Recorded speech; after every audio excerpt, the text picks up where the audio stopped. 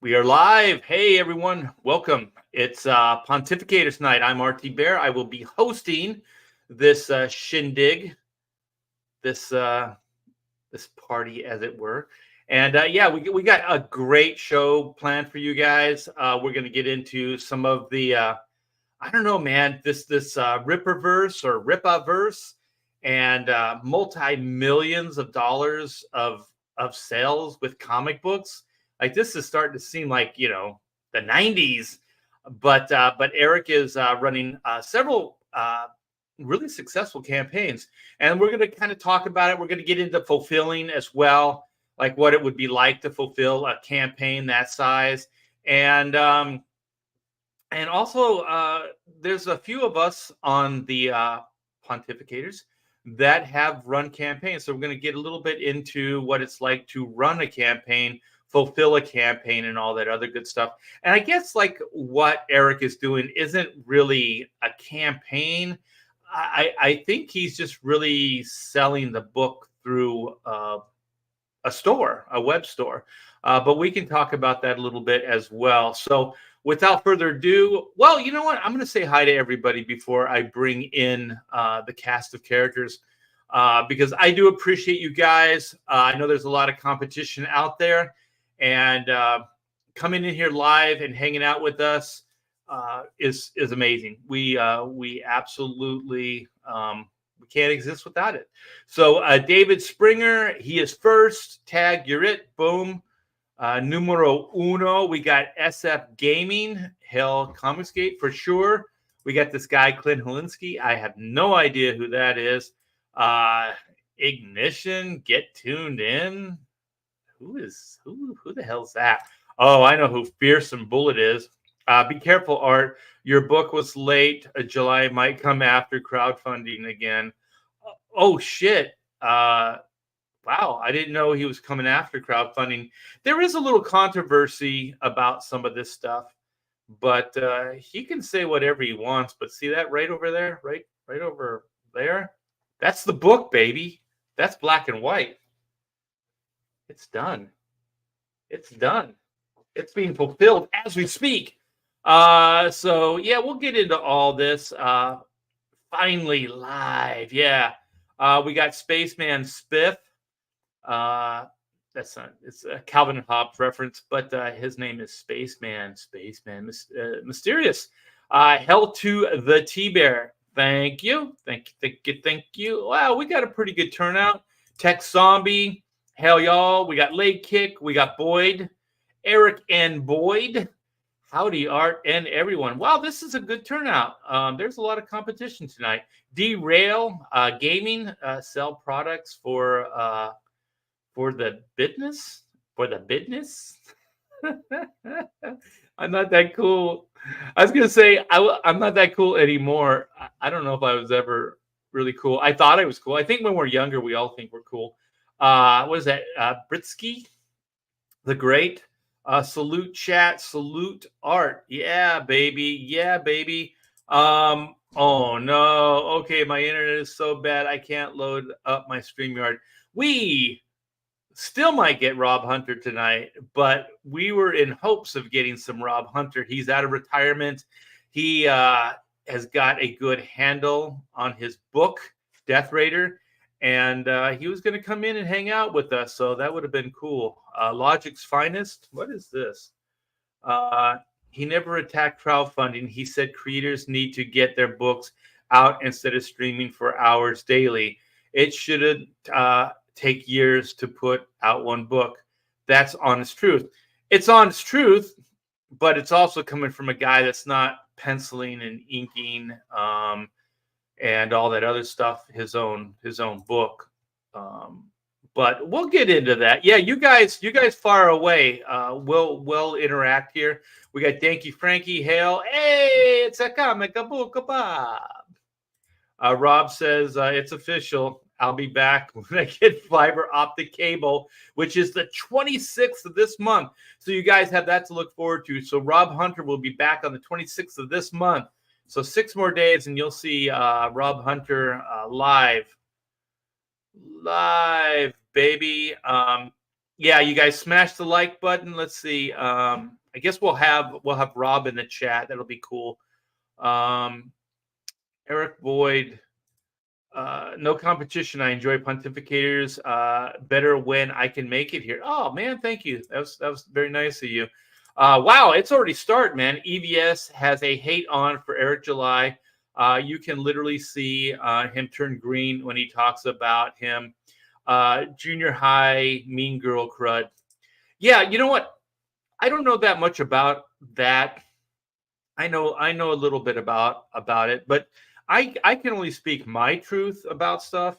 I got the book, you know. I can talk a little bit about the book and what I thought, and stuff like that. But we're mostly here to just talk about like what. I mean, multi-millions of books. I don't know what kind of campaign, what that would look like as far as fulfillment and all that stuff. Fearsome art is not in tune with Eric July verbiage. Oh, no, I like the guy though. Hello, art and chat. Hey, what's up? And Dino Palacio. July and his tards are funny in the head. Oh, okay. Oh man, you guys are rocking it already. Okay. Well, I'm going to get some other people in here so you guys can stop hearing just me ramble. We can get some other people to ramble. And wait. What does Rob say here? Yeah, I can't even see art when I'm backstage. You guys next week. Oh, cool. So Rob's saying he's going to bail tonight, but he will be in next week. So hold on for a sec. I got to do something. Yeah, this is live. So when you have to do stuff, you got to do stuff. All right, man. Well, this guy is turned into a superstar, and for sure the sexiest man in comics, in crowdfunding comics, hands down, and just a great pontificator as well. So, Mr. Clint Helinski, what's up, brother? What's going on, Art? Good to see you, man. It's a shame about Rob. He sunk below the water. His Titanic was going down, and his heart will go on though. There was no room for him on the tiny piece of wood. Kate Winslet took up the whole space. But I would have for sure kicked her off that plank of wood. Oh, good God, yeah. She was hot, but not that hot.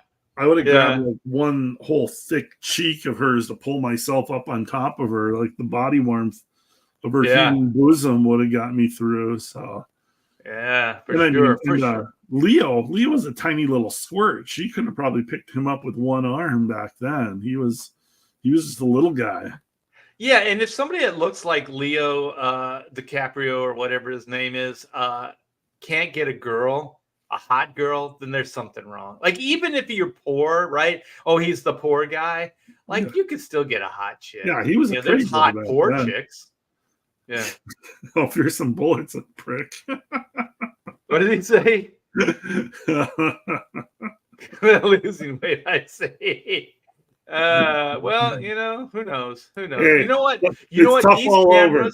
These cameras put on 50 pounds of weight. At least 50 pounds. And hey, I get going hungry at night. So yeah, for sure.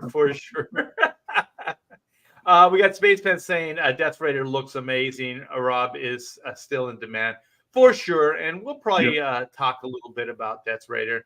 So let's get my pontificator brethren. We kind of came up and started this thing together. So Mr. Todd Mulrooney, and I can't say his nickname anymore because he gets great. I'm not the most handsomest. I'm not the, I get it. I don't know what to say about you anymore. You just you limit me to what I can say because you're so freaking controlling. I feel like I'm like in an abusive relationship with you, Todd. Oh, I'm so abusive. Oh, look, now he's doing the cute shit. Oh, see, that's how you are. That's how you get away with murder. I'm not losing weight. I'm not the most handsome. I'm not, a superstar. I get it. It's good.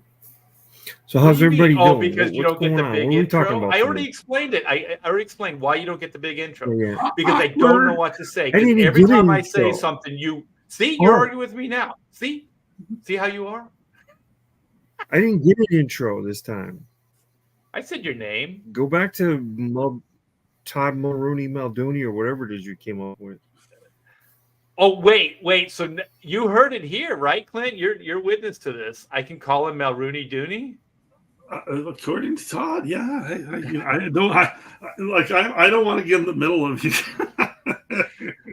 Todd's like the kid at the table when mom and dad are having the big fight. It's like you're just trying to eat and get out of there. Just focus on eating my vegetables. Although apparently, according to Fearsome Bullet, I'm losing too much weight, so I worry about wasting away. Yeah, because that camera. I mean, we need to give the camera Maybe something to see. maybe I'm too close to the camera because it'll thin me out the farther I get away. Oh yeah, that works. Yeah, look at it. You look like the Thin Man. Hey, I got a rumor that I heard. Is this going to take long because we still have more people waiting? It involves Jim Lee. Well, let's get the next guy in, and then it will Right. be the Todd Mulrooney Dooney show. Oh, see, look What? at that.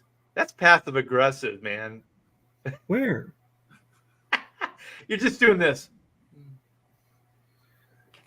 Yeah. Who's next? You got anybody come in here or what? Okay. Art's just working on making this as awkward as possible. This episode of the Pontificators brought to you. Well, by this the guy Lord. right here, we would not have a show without him. He is possibly the smartest of all of us. Oh my God. He's right He's a there. lot better than Todd. Yeah. Like sometimes I'm like, well, Todd will get this. No, Bob gets it. Bob is always there. And if we didn't have Bob, we wouldn't really have a show. So let's bring in Comic Book Bob. What's up, man? Goddamn right. I am the white meat of Comicsgate. I am the broth of the soup. I am the sauce on the steak. Todd, you can suck my nuts. Talk shit about me, man. What the hell? Look at Todd. This is a great Todd's not trying his best not to laugh. No, he doesn't want to say anything because he's going to say something really nasty. He's biting his tongue right now. Mm-hmm. Yeah. Okay, what about Jim Lee? Hey, I got it. I can bring it. I can take it. Let's do it. He was talk about Jim Lee. He was seen with CB Saluski. Yeah, I know. I saw that. Oh shit. Uh-huh. The X-Men is on delivery. Well, you know what? All right. And I'm giving Clint Helinski the full credit for this. That Marvel DC crossover thing, it's gonna happen, man. And Clint on Pontificators weeks ago mentioned this, that there's going to be a big because they're doing the amalgam stuff, and then Jim Lee did this big old pinup with the Marvel and DC characters, but they're amalgam characters. They're not really the characters. So I mean, that's like a teaser. Let's make a couple bucks up front, see how it goes, and then get Jim Lee on a project. And then I threw in Mark Miller. So you get those two guys together, boom. Wow. Yeah, maybe it was put up or shut up, and they got these guys all together. That could work out. So I think so. Because it doesn't just have to be Jim Lee. If you're going to do that universe, remember it was done with a lot of different artists. Yeah. Even Jim Ballant did a book. Yeah. Wasn't there like a big chunk that was like Dan Jurgens? Yeah, I did two of them. Dude, there was like 15 or 20 different people, man. There was the amalgam one, right? Yeah. Then, what was it? Jim Ballant's amalgam was like Wolverine and some other character. It was Dark Claw or something. Wolverine and Batman. It Yeah. was Wolverine and Batman, and then it was Spider-Man and Robin. But wasn't there just like a Marvel universe versus the DC universe too? Yeah, that came out years of before that. That was the George Perez thing, right? No. They did when they did Amalgam. They also did Marvel versus DC. Yeah, that's what I thought. Because that's where everyone got pissed off because Superman beat Thor in like 2 punches. Superman beat Thor, but then all the Avengers gang up, and then they beat Superman. Yeah. Is what I remember. Yeah. And then was like another one that was like ridiculous was Wolverine beat Lobo, and I'm like, dude, Lobo would body him. Yeah, but he's more popular character. Yeah, and that's basically what it was. It was they went with who was the most popular one. And then there was the Captain America versus Batman. Well, yeah, and that was like when Batman punched he punches Bullseye. And Bullseye's like, you hit hard. I mean, Bullseye's like, you hit harder than Daredevil, and he passes out. Yeah. So yeah, they did that, and then Daredevil after has one thing. Daredevil has a punch, and they took it away from Daredevil. Yeah, well, Daredevil, Batman's gonna be stronger. This is back back when the Batman was the Bat God, and basically he could beat anybody. Yeah, but why would Batman necessarily be stronger than Daredevil? I mean, it's trained harder. He can see where the weights are. He's trained harder. You can see where the weights are. Because he's Batman. He's got loaded gloves, too. Yeah. Yeah. Remember they're always fumbling around the gym and picking up a 25 barbell instead of a 30 barbell because he can't see the numbers. Yeah. That's so horrible. But you know what? Batman, Bruce Wayne's juicing. Everybody knows that. Well, he was the first. Hey, he used Venom before Bane did. Yeah. Yeah. That's what caused him to go crazy. All those billionaires like Bezos and Elon Musk, they're all on the juice. So why wouldn't Bruce Wayne? Bezos? Yeah, Bezos is ripped. Bezos is ripped. Is he really? Yeah, but he's he's big time on like. Oh yeah, he's on the sauce. Yeah, but that guy's face could HGH or something. But yeah, maybe that's why he's so freaking crazy. Could be. He's a loon. He's a loon. But yeah, Joe Rogan, just to toot my own horn. Did like a whole bit about Bezos and what he was on, what he theorized he was on and stuff. Because Rogan knows all the stuff because he's on it all. Yeah. Well, and that's the thing he's honest about. Though he's like he does TRT. Oh yeah, Rogan talks about it freely. He has Bezos. He's like, no, I'm pure as the driven snow. No. You know, the funny thing about Rogan is in LA, there was a show called Kevin and Bean. It was a morning show, right? And Joe Rogan would go on that show and he would talk about UFOs and all his crazy shit, right? And they used to just make fun of him. He was the butt of the joke. Yeah. I bet you he was like the conspiracy guy. And he was like that weird conspiracy guy, right? And now he's like some kind of authority on everything. I'm like, when did the world just kind of turn upside down? You know, this is so people go to Rogan to hear the truth because they don't trust the national news. He's like Joe Rogan. I love that dude, man, because he comes around and he says, listen, I'm dumb as shit. He's like, I don't know anything, but I'm a truth seeker. That's why I want to talk to everybody and find out what the hell's going on. So and he freely admits it's like I'm a meathead that caused cage fighting. Yeah. That's I think that's what everybody loves about his show is he has interesting people on his show talk about stuff that he finds interesting, and he'll let them go anywhere. He'll ask he's not scared to ask a dumb question to find something out. And a lot of people are coming from that same place that don't know anything about the topic, but it's interesting. They want to know. So then you get to hear all these experts or like people that know what they're talking about. And you basically like learn, but it's interesting. So and he lets them talk, which is something that a lot of people don't do, man. I like trying God, I can't remember the guy I was trying to listen to, and I was like, Jesus Christ, dude, the guy's trying to answer your question. Shut the fuck up and let him talk. Exactly. Yeah, Joe Rogan's really good at that long form stuff, and he never seems to get tired. You know, he always seems like he's interested in what's going on, and they really get into detail. What's that, John? I kind of got like interested in some of these YouTube shows that talk about UFOs and stuff. And then I had this one thought. This just seemed kind of weird, but I'm like, if there really were UFOs out there, those guys out there fishing all the time on Deadliest Catch, there's cameras all over their boat and they're filming 24/7. If there was really a UFO out there, don't you think one of them would have caught one? And that's what my thought was. Like, so I don't know if I believe any of this. I know it seems like a weird thought, but it's true, right? 24/7. There's cameras all over the boat. They fish 24/7. You know, they barely sleep. They go out for a month and they sleep like 3 fucking days. So they're always on camera. So if there was really a UFO, it would have went by one of those boats. I think what was his name? Eddie Bravo, who's another guy that's on the road, is freaking hilarious, dude. I like his theory. He's like, we're the rednecks of the freaking universe. So they're like, every once in a while, they were just like, the aliens are like, hey, let's go down there and check the train. We're like, let's make sure they can't fucking see us, man. We don't want to deal with those people.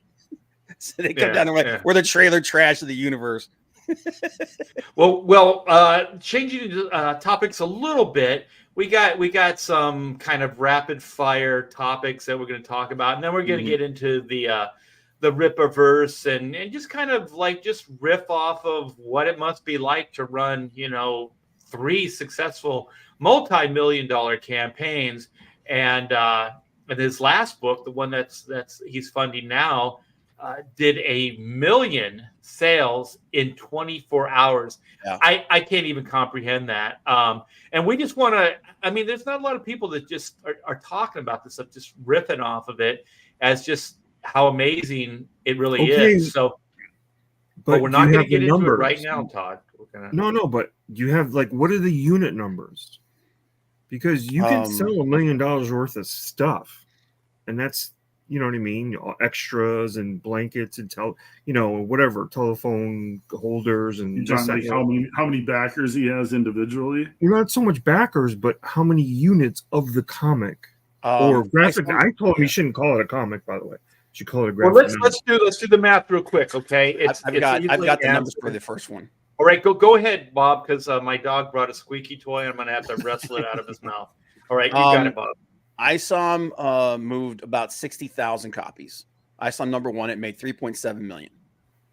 Okay. So that's issue 1. Let's see here. Issue 2 sales numbers. And it made 1 million. Let's see here. Damn it. Why is it? So I have a hard time finding the numbers over there. And I haven't been through his site with a fine-tooth comb by any means. Yeah. But there'll be the different variant cover. And I only bring that up not because it's not even I'm not bagging on him at all. That's not it. That's not why I brought that up. I just want to know what it takes to hit that number without. Come on. No, what would it be to what is your genesis of your book sales and where is that? Because that's what you're really if we were in the market of selling Hot Wheels, then we'd sell Hot Wheels. But including a Hot Wheels with your book doesn't, you know what I mean? It's just, Well, the thing is, it's what I was going to say is, and we were going to do rapid fire news, but I guess we'll do this since Todd.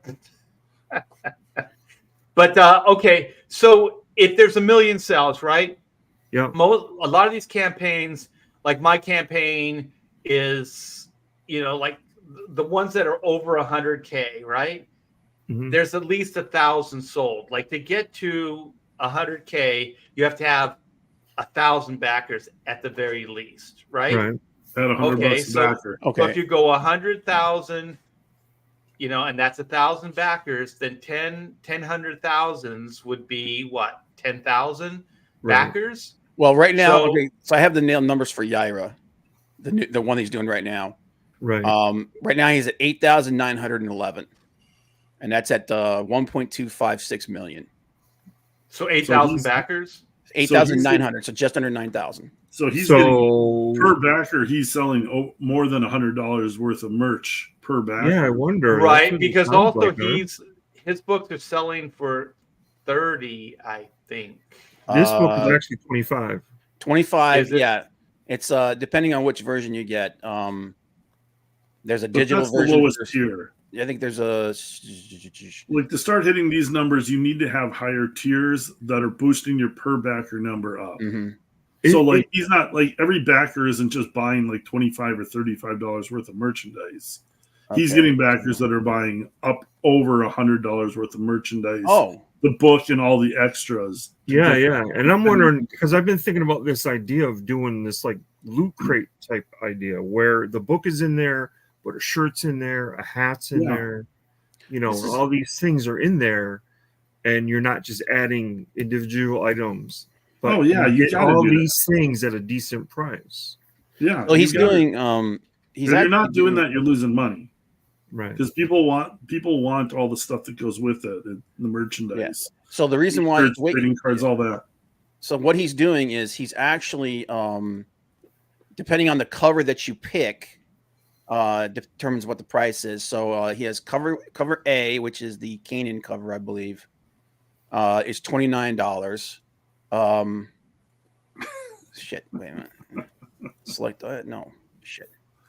Cover A is $29. Cover B is $29 as well. I'm not sure who this is by. I'm looking for the tagline here. I think that's from the actual interior artist. Cover C is a foil and embossed cover. That's $50. Yeah. And then cover D is that's a painted cover by someone Mark Evans. Do you have the site? I mean, we could. Yeah. Here, let me go ahead and share it out here. Well, we'll go into rapid fire topics in a bit. Yeah. Is this it here, Bob? Yeah, this is the current one right here. Okay, so it's $25 to what is it? 25 to 50? What does that mean? Yeah, that's what I said. Depending on which cover you pick. So right here, A and B are 29. C and D are 50. 29? Yeah, they're 29. Number. I don't know why it says 25 to 50 because I don't see anything in here that's 25. Yeah, I thought most of his books here it is. Like $30. Painted, there it is. The painted one's 25. Why is it? All right. That's kind of weird. You would think that is it hand painted each cover? Apparently, I mean, this is the cover right here. That's not painted. Well, it has kind of a digital a feel to it. Yeah, it's like a digital painting kind of thing. Oh, you're talking about just the background. Yeah. This one is easy to do with color holds and stuff like that. I don't know. Yeah, but that's somebody who's run much smaller campaign. Like you have this tier, you have that entry level tier of your $25, just the book. You got your backers that just want the book, but then you have all the different tiers that have more merchandise. Yep, and that's where you get over $100, maybe sometimes $200, $250. Because you've got all the stuff in it. You got sketches, you got art cards, you got art books, all that kind of stuff. But what those bigger number of backers, everything averages out. So if you can hit that $100 average per backer, that's where he's getting if he has 10,000 backers at 100,000 a pop, right there, that's $100,000. Yeah. So to get a million total, you have to at least get 10,000 or like 9,000 people to buy your book. About 8 or 9,000. So that means that he got 9,000 people in 24 hours to pick up. I don't know how to say this. Yaira? Yaira is close enough. Yeah. Just Yaira? Okay. Yeah, I don't give a shit. Yaira.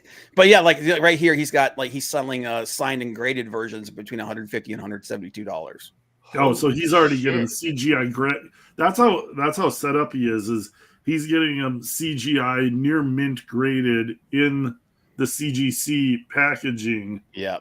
Before he's even shipping them out to people. So people don't have to worry about any kind of damaging during shipping. So collectors are going to eat that stuff up, the CGC graded. So he's got 3 campaigns, right? So the first one, which is ISOM, that did 3 million sales, right? Yeah. So here's ISOM. And then his second was the one with Bennett, right? Which was Alpha Core. Is that that's a Chuck Dixon Joe Bennett book, right? I think ISOM 2 was the second one. Oh, okay. And I'm pulling that up right now. So does he have? So wait, what was the price? What was that? So he's done 4 books already. He's done 4 books now. Yes, and so ISOM 2 did 2.3 million with just over 20,000 purchases. So 5+ million between 2 books of the ISOM. Yep. And then Alpha Core, bring that up here, made 1.3 million. That's the one with Joe Bennett. Okay. And that sold just about 13,252 right there. So 13,000. Is that how many people bought the book? Total purchases. 13 Wow. total purchasers. So yeah, he's averaging about 100 per backer. 13,000 into 1.3 million. Yeah. So all I need is 13,000 friends to give me $100 a piece. But you got to think about it. Remember this about Ripa though. His I can't remember who it was that said that on average, when you're talking about subscribers versus actual blind clients, it's somewhere between 5 and 10%. 5 and 10% is what I've heard. So, yeah, I don't know. I didn't know. I never heard of Ripa before Ice on One came out. So how long has he been doing his YouTube show for? He's been doing 7 or 8 years, and he's got over 500,000 subscribers. Yeah, I so honestly he put a lot of YouTube hours in to build up that following. What were you saying, Todd? Before he went on, before ISOM came out, I thought for whatever reason, I thought he was in music or in the music industry, and I saw him on Ethan's show. Yeah. So he has a band and he plays like metalcore or something. Yeah. But he does have his commentary channel. His channel is not about music. So basically, he was in music, and then he started his channel as a side hustle, and basically became his main. And now he's doing comics. Yeah. But he's on the Blaze. He's on the Blaze or something. Yeah, right? There's some other network that he's connected with, and I don't know how much they're promoting his campaigns. So then he's got his own platforms, and then he's maybe got the Blaze stuff as well that's promoting. He's also part of Geeks and Gamers, the Nerdrotic podcast, all that stuff. Grey Council. I mean, not Grey Council, but the Dark Council. So he's got his fingers in a lot of pies. Yeah, but these the amount, what we were saying, 10,000 people at $100 a pop. 10,000 people. Yeah. This is crazy, unheard of, right? To get 10,000 people on, I know this isn't crowdfund. I mean, it's direct, he's offering a book on a website. But it feels like crowdfunding to me. It's not so different from crowdfunding that you got to be like, oh, this is giving away money to the crowdfunding. The setup, he's doing it on his own site, but the setup is very similar. Yeah, it's because the whole thing is it's speculative. It's like speculator sports, right? So you get to see the numbers go up in real time. He gets to do interviews and stuff like that. It affects the numbers. So it is kind of like real time, like campaigning. I guess it even says campaign here. So he says fulfillment Alpha Core 1 campaign. So I guess technically these things are campaigns, but isn't he the one that's saying that his are more like it's a store, like the book's done, you just buy, buy the book kind of thing? Is that what his marketing is? I don't know. I'm not really paying attention to that. Yeah, I haven't. I assume, I guess, maybe his books are done ahead of time after the first one, but I'm not entirely sure. So I don't know if he's using that to differentiate himself from everything else, just because he's not using the funds to finish the book. He's already got the book done. But you would almost assume after you made like $3 million off your own book, you've got the money to get the next book done without crowdfunding ahead of time. Okay, so Nate D said it's not crowdfunding. The books are done before they go up. Yeah. Right, but he's calling it a campaign, so it's not crowdfunding, but it is a campaign. I mean, it's crowdfunding to sell the book, but not to create it. So the marketing is the same as far as going live, and talking about it, and then doing it on other shows. It's very similar in that sense. It's really easy to care as to say that's one thing and not the other. They're very similar. Yeah. Right. And I think didn't he just announce a 5th book? Yeah. When your 4th book did $1 million plus, I'd be announcing my 5th book right away. No, this was I think it's the one with the Saska sisters, which is like the big controversy. Well, and this has always been. No, this is the one with the Saska sisters. Yeah, the Yaira era is. No, but there's another one that they're doing specifically. I don't know enough about it. Yeah. See here. I just like when you're your books are this successful when they're selling this much, they're making you this much money. Like somebody that I was working in publishing, an editor told me, like, make hay when the sun's shining. It's like if you're having success, if you're making money, like put your nose in the grindstone and do it as quick and as much as you can, as best you can, because not everything lasts forever. So it's like, to me, this makes sense. Like, it's like his first book made $3 million plus. I'd be getting out as much product as I can as quickly as I can too. And like, I don't know why he wouldn't be doing this. Well, the thing is, he's working more as an administrator. Like, absolutely. Like, he's not drawing the book or really writing these books anymore. He's probably overseeing them to a certain extent, or has created them. The characters, the worlds, this kind of thing.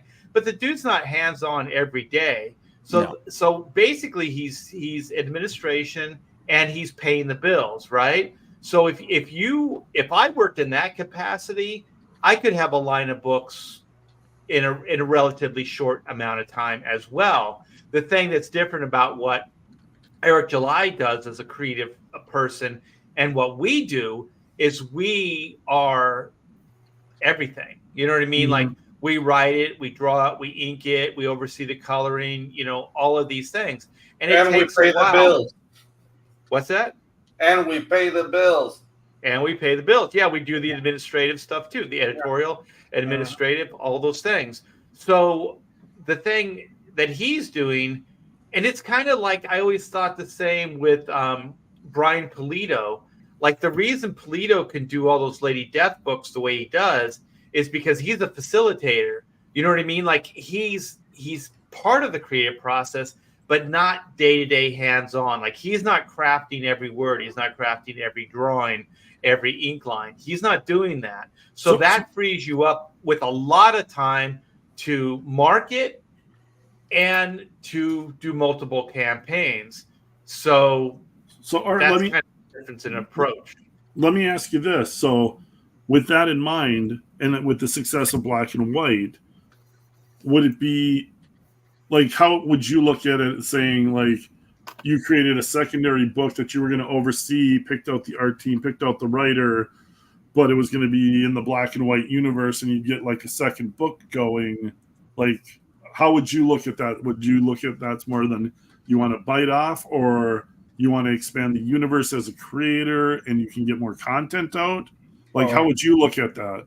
Well, my thing is, if I could afford it, I would be doing it now. You know what I mean? Like, if I had those deep pockets and I had the success that Eric July has, you sure as hell better believe, because I have stories, I have ideas, I have characters, I have universes. So if I could actually make that happen, you know what I mean? Like, I could go to my friends and I could hire them to do these books. That would be great. Like one of the things, like, I was talking to Joe Bennett about working on a Black and White project before Eric July brought him in. And so Alan Patrick, the guy that did the 4-page epilogue in Black and White, where is it? It's right here. He's Joe Bennett's right-hand man. So Joe Bennett has a studio. He has 2 people working with him. And he's the one that brought Alan to my attention. So I am going to work with Alan in the future. Oh, yeah. And Art, I might know that you have already done that with a little book called Black and White High Octane. With you. Yeah. With you and Vaughn Klaus. Yeah. And I was very, very fortunate because you guys trusted me enough that you worked in advance and I didn't have to pay you up front. Yeah. You know what I mean? Because that's the thing about when you do these crowdfunds, you don't have those resources ready. You know what I mean? So you can't go, okay, here's X amount, and then you'll get this much per page. After that, you turn in a page, you get paid. Even though, sometimes with colorists, people I don't know that well, that don't have an investment in the property or in the project, I will pay that way. But Pedro and I had an agreement. Von Klaus and I had an agreement. And actually, I think I paid you guys before the book came out anyway. Yeah, right? Yeah, you did. Yeah. Yeah. So there's that type of thing. So I always thought, and you guys correct me if I'm wrong, it's money. Money is the only reason Oh yeah. that's stopping most of us from just ruling the freaking world, right? Mm-hmm. Like if you had these kind of resources, that's why I want to talk about this. Like you have millions of sales, you have millions of dollars. Like I'll tell you right now, it would be beyond ISOM. Like my ideas would be beyond this Yara and all this stuff and the trailer. Like to me, you could afford like great players. Like with that Alpha Core, when I heard Chuck Dixon and I heard Joe Bennett, I was like, now you're talking. Because Cliff Richards, I worked with all of these guys. So Cliff Richards did the first ISOM. I think maybe he did the second as well. And nothing against Cliff, but it's professional, but it's not inspired. You know what I mean? Like it's not great work. And dare I say it's a little bit boring, pedestrian and boring. It's not that not very dynamic. Yeah, it's not that interesting to look at. And so I was thinking you could hire anybody, like you could get anybody to pencil your book, you can get anybody to write your books, why don't you? Why isn't he? You could go steal the top guy from Marvel or DC because you could pay them more than they're getting at Marvel and DC. Yeah, exactly. Yeah, you could be working with Adam Hughes, you could be working with Mike Mignola, Art Adams, these guys. Most of those guys are still like work for hire. You probably couldn't get interiors, but you could probably get covers and things. Oh yeah, for sure. Mm-hmm. But there are guys who would, if you're willing to pay them more, they know the ceiling of where they're at, basically. And if you can give them more than the ceiling of where they're at, they'd do it. Mm-hmm. And no one, no one would say no. I wouldn't say no. If you're going to pay me more than my ceiling, or the ceiling of what I can get anywhere else, then of course, why wouldn't I? Well, one of our own Pontificators, Rob Hunter is talking about doing future work with Eric July and the like. So, this stuff happens, and I know that Eric was kind of aligned early on, and I don't know what happened, to be honest, with Comicsgate, because I think there's a Shane Davis cover and there's an Ethan Van Sciver cover. And maybe even is there a John Malin cover? I don't think so. The first campaign. I don't think so. Yeah, I don't think there's a John Malin cover, but I saw the Shane cover and I saw the Ethan cover, and they sold really well. Yeah. So so one of the things that the guys are talking about is Eric graduated from college with a degree in business and finance, so that's why he went with the model. He also saved up $250,000 before he even launched the book. Mm-hmm. So it's that helps. Like you said, money, money talks. I read the first book. I haven't read any of the other ones. The question I asked you guys, and then now I brought this up with you guys, is like, it's considering that it was his first book, we all knew it wasn't going to be great. Nobody's first book is great.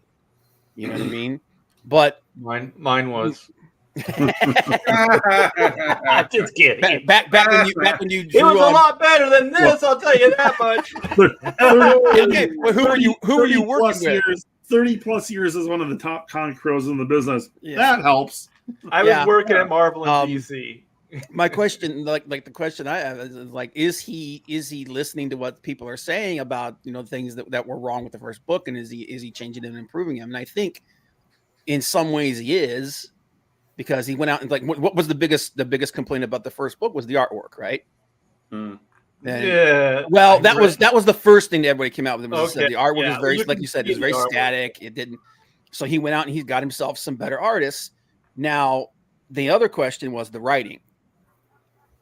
Has the writing improved? Like I said, I haven't read any of the other books. I haven't either. Yeah. So I couldn't say whether. And the thing is everybody wants to do better than their last project. Like most people are not sitting on their laurels. Like everybody is looking to improve as an artist and as a writer.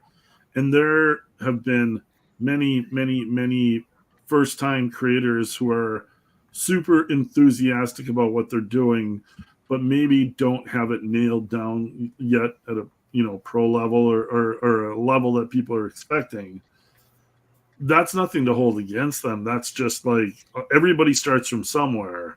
So you start from somewhere, but you have success and you want to build on that. You want to get better. So I think this process is just like anybody's. The difference is he made over $3 million on his first book. So right there, it's kind of like hard to be like, well, he's doing something right. However much you want to criticize one thing or another, he's definitely doing something right. So, he's got the marketing. He's got the marketing aspect. Yeah. What he needs is he needs. And sometimes the marketing aspect is the hardest damn part of it. And dude, the other thing he's doing right is he's making relationships with people who have more experience. Yeah, but guys, if you make good relationships with those people, they may actually mentor you somehow, and by virtue of whatever. You know what I mean? What's that, Pedro? Oh, like we're not taking into account that he has 8 years of YouTube on top of everybody here. Yeah. And that counts for something. That he didn't came from nowhere. Like eventually he said, like, okay, I'm gonna do comics now, but he's been like a YouTube figure for years, and none of us can say that. Like Pontificators is the oldest show, right? I don't think comic pros understood how much YouTube, the influencing could affect like this whole last 5, 6, 7 years has been comics understanding, YouTube influencers, which you heard about in the early 2000s, and it's like, what's a YouTube influencer? That sounds stupid. The last 6 or 7 years, comics discovered, hey, maybe comic book YouTube influencers aren't that bad of an idea, because something I just heard today that I think it was on Corolla. They were talking like to young people, like what do you want to do? When you get out in the job market, we want to be influencers. Like that's like what they want to do. They want to be influencers. So it's kind of like modern day marketing. Like you're an ad agency in New York City, and you're selling product. That's kind of what this is now. And the thing is, I've seen Eric July on John Stossel reports. You know what I mean? Like that guy gets around. Like he's everywhere. So he's not just like a little niche. Like he's actually around. And one thing that he said that I don't really remember a lot that people say, but this actually was impactful. He said, and he was talking about like the culture war, the left and right, and all this stuff. And he said, all the right does is play catch up to the left. So the left is constantly doing shit, and the right are just like, I can't believe you did that. I can't believe you did that. You know what I mean? So they're always playing catch up. He said that the right's got to get out in front. The right has got to start making policy. The right has to start doing that. Otherwise, there's never going to be any balance. You know what I mean? You're always going to be behind the 8 ball, no matter what you do. And I thought, like I had never heard anybody really say that up to that point.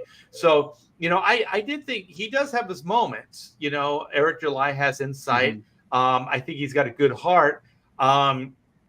Personally, this book right here,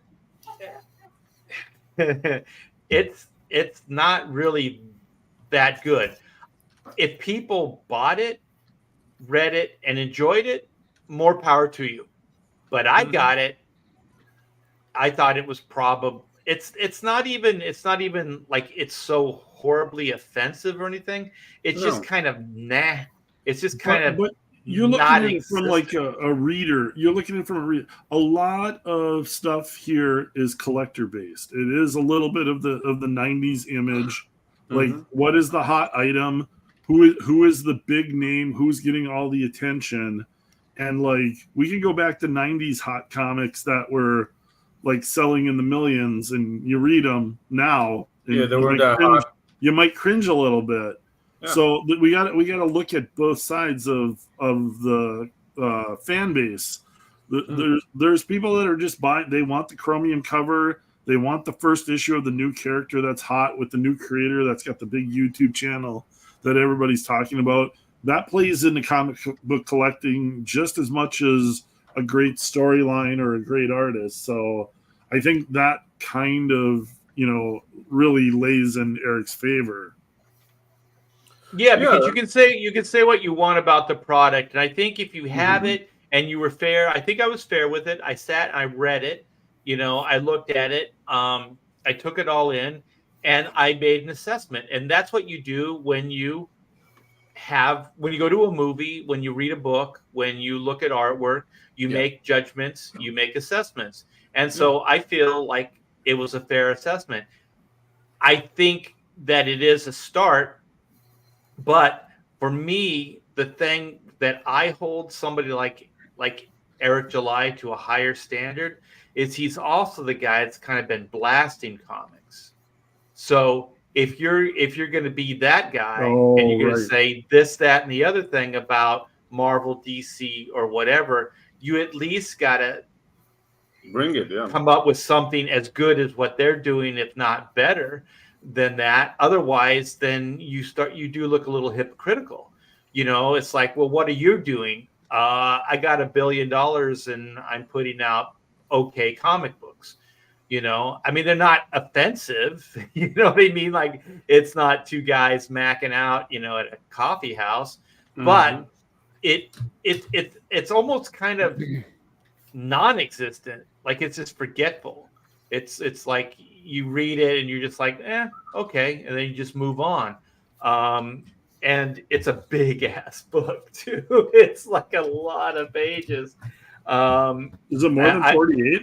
But I think it's almost 100. It's 100. Okay. Yeah, it's 100 something. Yeah, it's 100 something. But there's still, you can still say.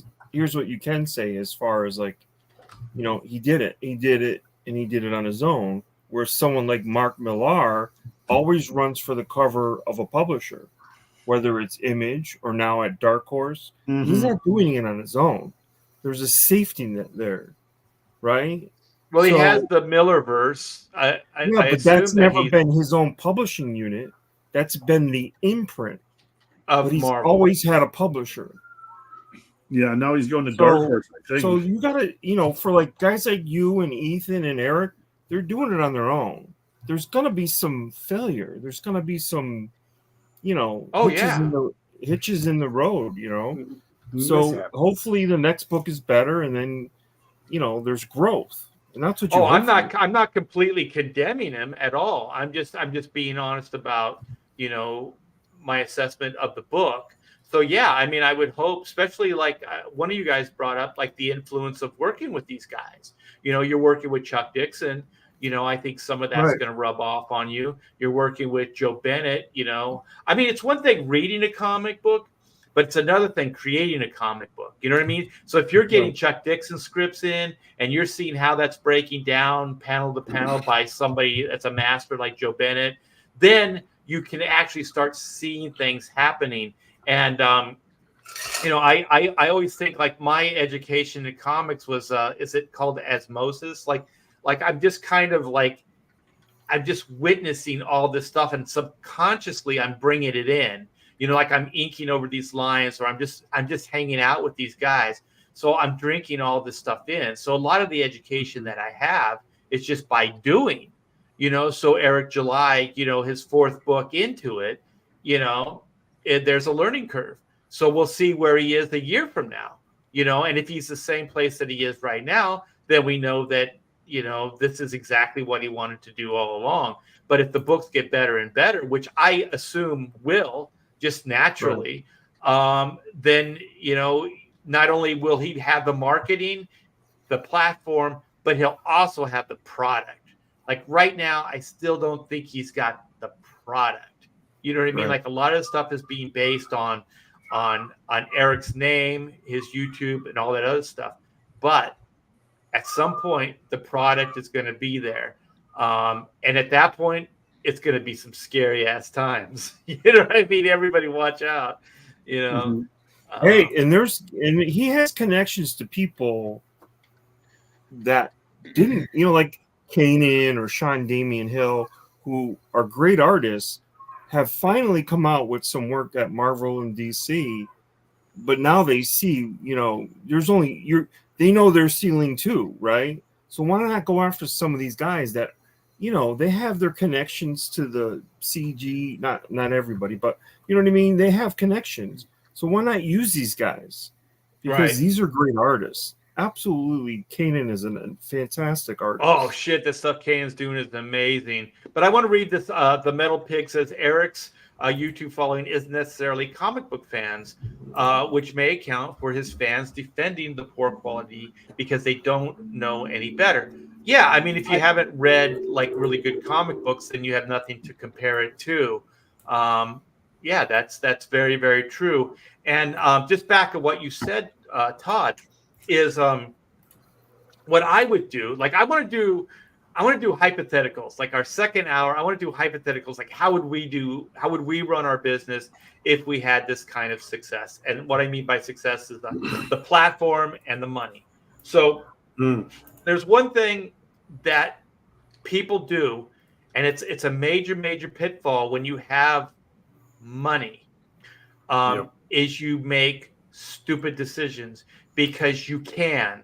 Because when you don't have money, you don't have the luxury of failing, right? Like you know, like there's that adage, like you could throw money at it, right? So the Image days, I was there from the beginning. Rob Liefeld's studio, Extreme Studio. There was a lot of missteps, and a lot of these missteps cost buku bucks. You know what I mean? There was a lot of money spent, and also the tea, Art.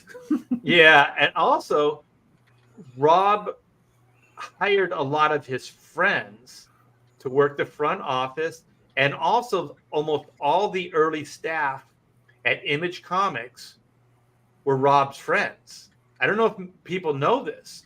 These weren't professional people. These weren't professional editors. These weren't professional money people. I'm not going to name names, but the guy that was the accountant at Image Comics when he first started there, he didn't even have an accounting degree yet. Oh, like he was still going to school. So there was a lot of like wishful thinking, friends coming in, you know, kind of like a family business. You know, you have your family come in, your friends and all that stuff, and they help run it with you. And you feel kind of comforted because you have familiar faces and things like that. But they're not necessarily the best people for the job, but you're paying them like they are. You know what I mean? So you're paying them a lot of money, and not that they're not trying, and it's not that they are screw-ups. It's just that they don't really know how to do it, right? So for me, and this will go into like us doing hypotheticals, how we would run our business if we had this kind of money, is okay, you're throwing all this money out, but there's editors that you could hire.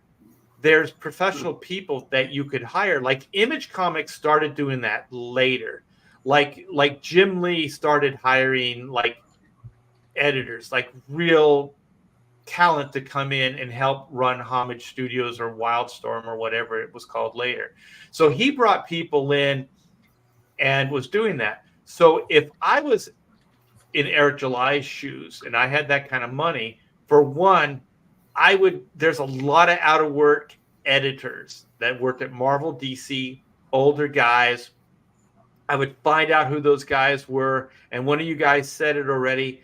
If you have money, you can go like slightly higher than their page rate or what they're making, then you're going to be able to afford these guys. They're going to come and they're going to work for you, you know, because they're going to make more money. So you do that. And then all of a sudden you have somebody that's a sounding board that knows what good comics are. So when you get these scripts in, you can have these guys oversee this, and they can make notes, and then they can give those notes to you, and you can see if you agree with them or not. And then you can okay it, move it forward, or rework the story. So, Clint, what would you do if you had like crazy amount of financial resources? Variant covers, first of all. I would have Adam Hughes I would have Art Adams. I would have J. Scott Campbell, Brian Hitch, maybe Alan Davis, like all the guys I love. I would have variant covers, 3-4 per issue with the cool, and then maybe try and get like a short story interior from one of these top guys. Like if I could get like a 8 to 10 page Art Adams story with my characters. Travis Charest. Yeah. Oh God, if I could get Travis, I would have to see if Travis would draw in his older style though, like that splashy, the shaded stuff. Yeah. He changed it a little bit, and it's still good, but it's not like golden age Travis is that's my bag right there. I agree. So that would be like if I had the money to throw at some comics, right there. That'd be my opinion. Travis, his peak was when he was doing Wildcats. Oh yeah. God, that shit was awesome. Well, and some of the Space Girl stuff that he did even after that. A little bit of some of the Meta Baron stuff he did after because he did more. Like there was still gorgeous stuff in there, but it was really few and far between, unfortunately. Yeah, Space Girl is my jam, man. That's when I think he was hitting it. Yeah. And just his con sketches and his different doodles. Yeah, those things are so badass, man. That stuff is good. Space Girls is kind of raw, and I love that about it. Mm-hmm. But the top comic ever by anybody is X-Men versus what? Done by Travis. Wildcats. Well, yeah, it's the that is the absolute pinnacle. Yeah, that's the best thing you've seen artwork. Yeah, that is bar none. I've never seen anything yet that looks that great. Yeah, no, I agree. Yeah, so that would be a good investment, Clint, right? A Pirate Queen with Travis drawing it. If it's all books, I would kill for like an 8-page Travis story drawing one of my characters. That would be. You know who I would love? I already missed the guy. Is Jason Pearson, man. I would love to see Jason Pearson do some black and white character drawings. Oh my god! Like that's kind of how I want to channel that. Like that's what I want to do. But it's like my personality, like who I am, is so different than Jason. I can't really do that. Like it's cartoony, but it's real visceral, right? I like that combination. It's kind of like it's like Disney aesthetics with like Tarantino. Like I love that shit. That's either something you got you can't. It's like that's like a wild style to like even try. Or I know a guy.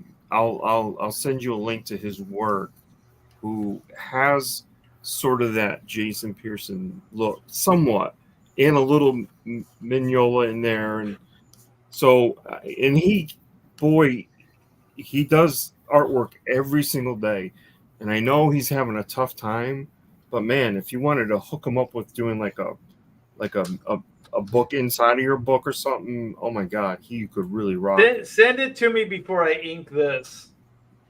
This is the layout, and I'm just looking for ink inspiration, right? Yeah. I said, God damn. Damn. Hey. So yeah. Send that. What's his name? Do you know? So you can share it with his name is Dana Black. Okay. Yeah, I love that stuff. I really kind of want to draw more in a cartoony style because I get more inspiration from that stuff than I do like realism. But I kind of like that blend of like realistic lighting and hatching and takes, like universe building with like that cartoon, like human aesthetic exaggeration, you know? I think that's like the sweet spot. I'll probably keep searching for it till the day I die, but that's my goal right there. So other than that, Clint, okay, you got your variant covers, right? You got $1 million to spend on a campaign, right? What else would you do? I'd get a vacation home. Oh no. I'm not going to spend all the money back into the books. I'm going to take a cut for myself. Okay. This hypothetical, you have to put it back. You have to spend. So. Okay, let's just be more realistic. Okay, you have. Well, here. Okay, I do have an answer to that. Art is and this is something that probably you can attest to, but a lot of people don't realize, drawing comics is a lonely business. Yep. It is a lonely business. I don't know if I want to hear this. You sit at your desk in your studio. My studio is in my house by myself all day long. I would not mind working in a studio environment around other artists. So like setting up like a studio, like if you had unlimited resources,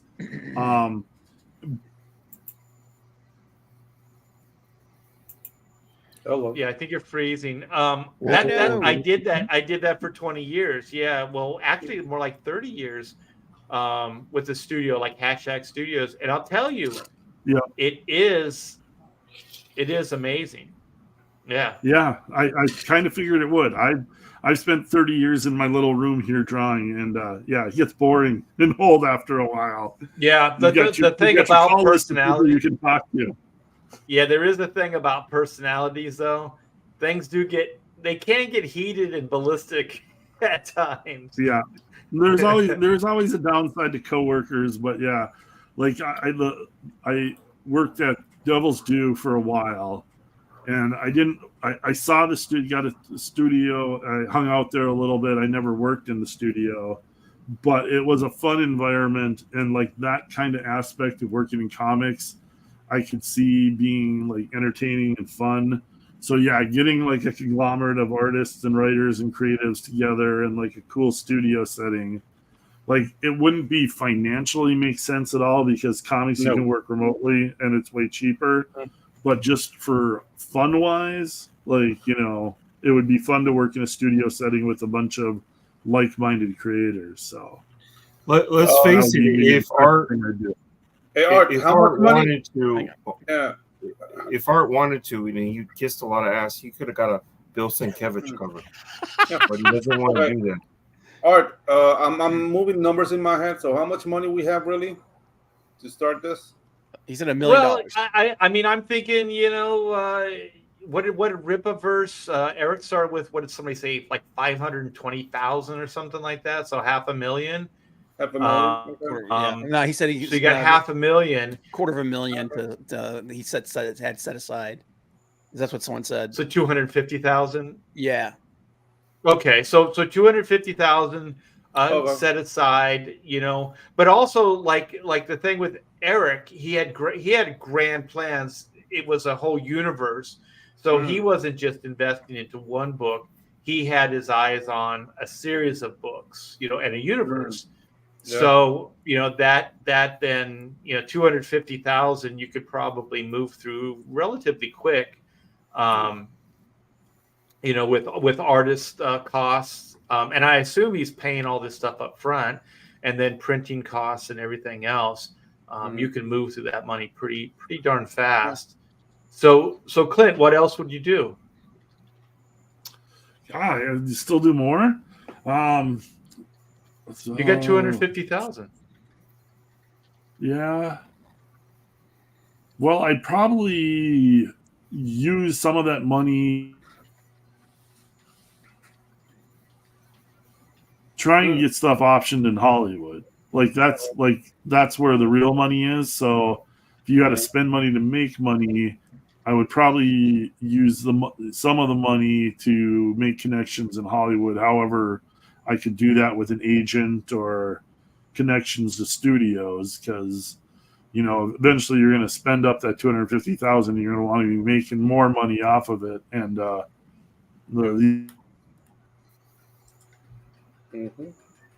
Frozen. Super Mastermind says Hollywood doesn't make money. The Not thing anymore. is, if you're with the right ideas, it does. Yeah. The thing is about like what I saw and what Eric is doing, when you do these kind of numbers, Hollywood comes to you. Comes and knocking. Yeah. So that type of success, you know, you don't have to have money to go after Hollywood. They come after you.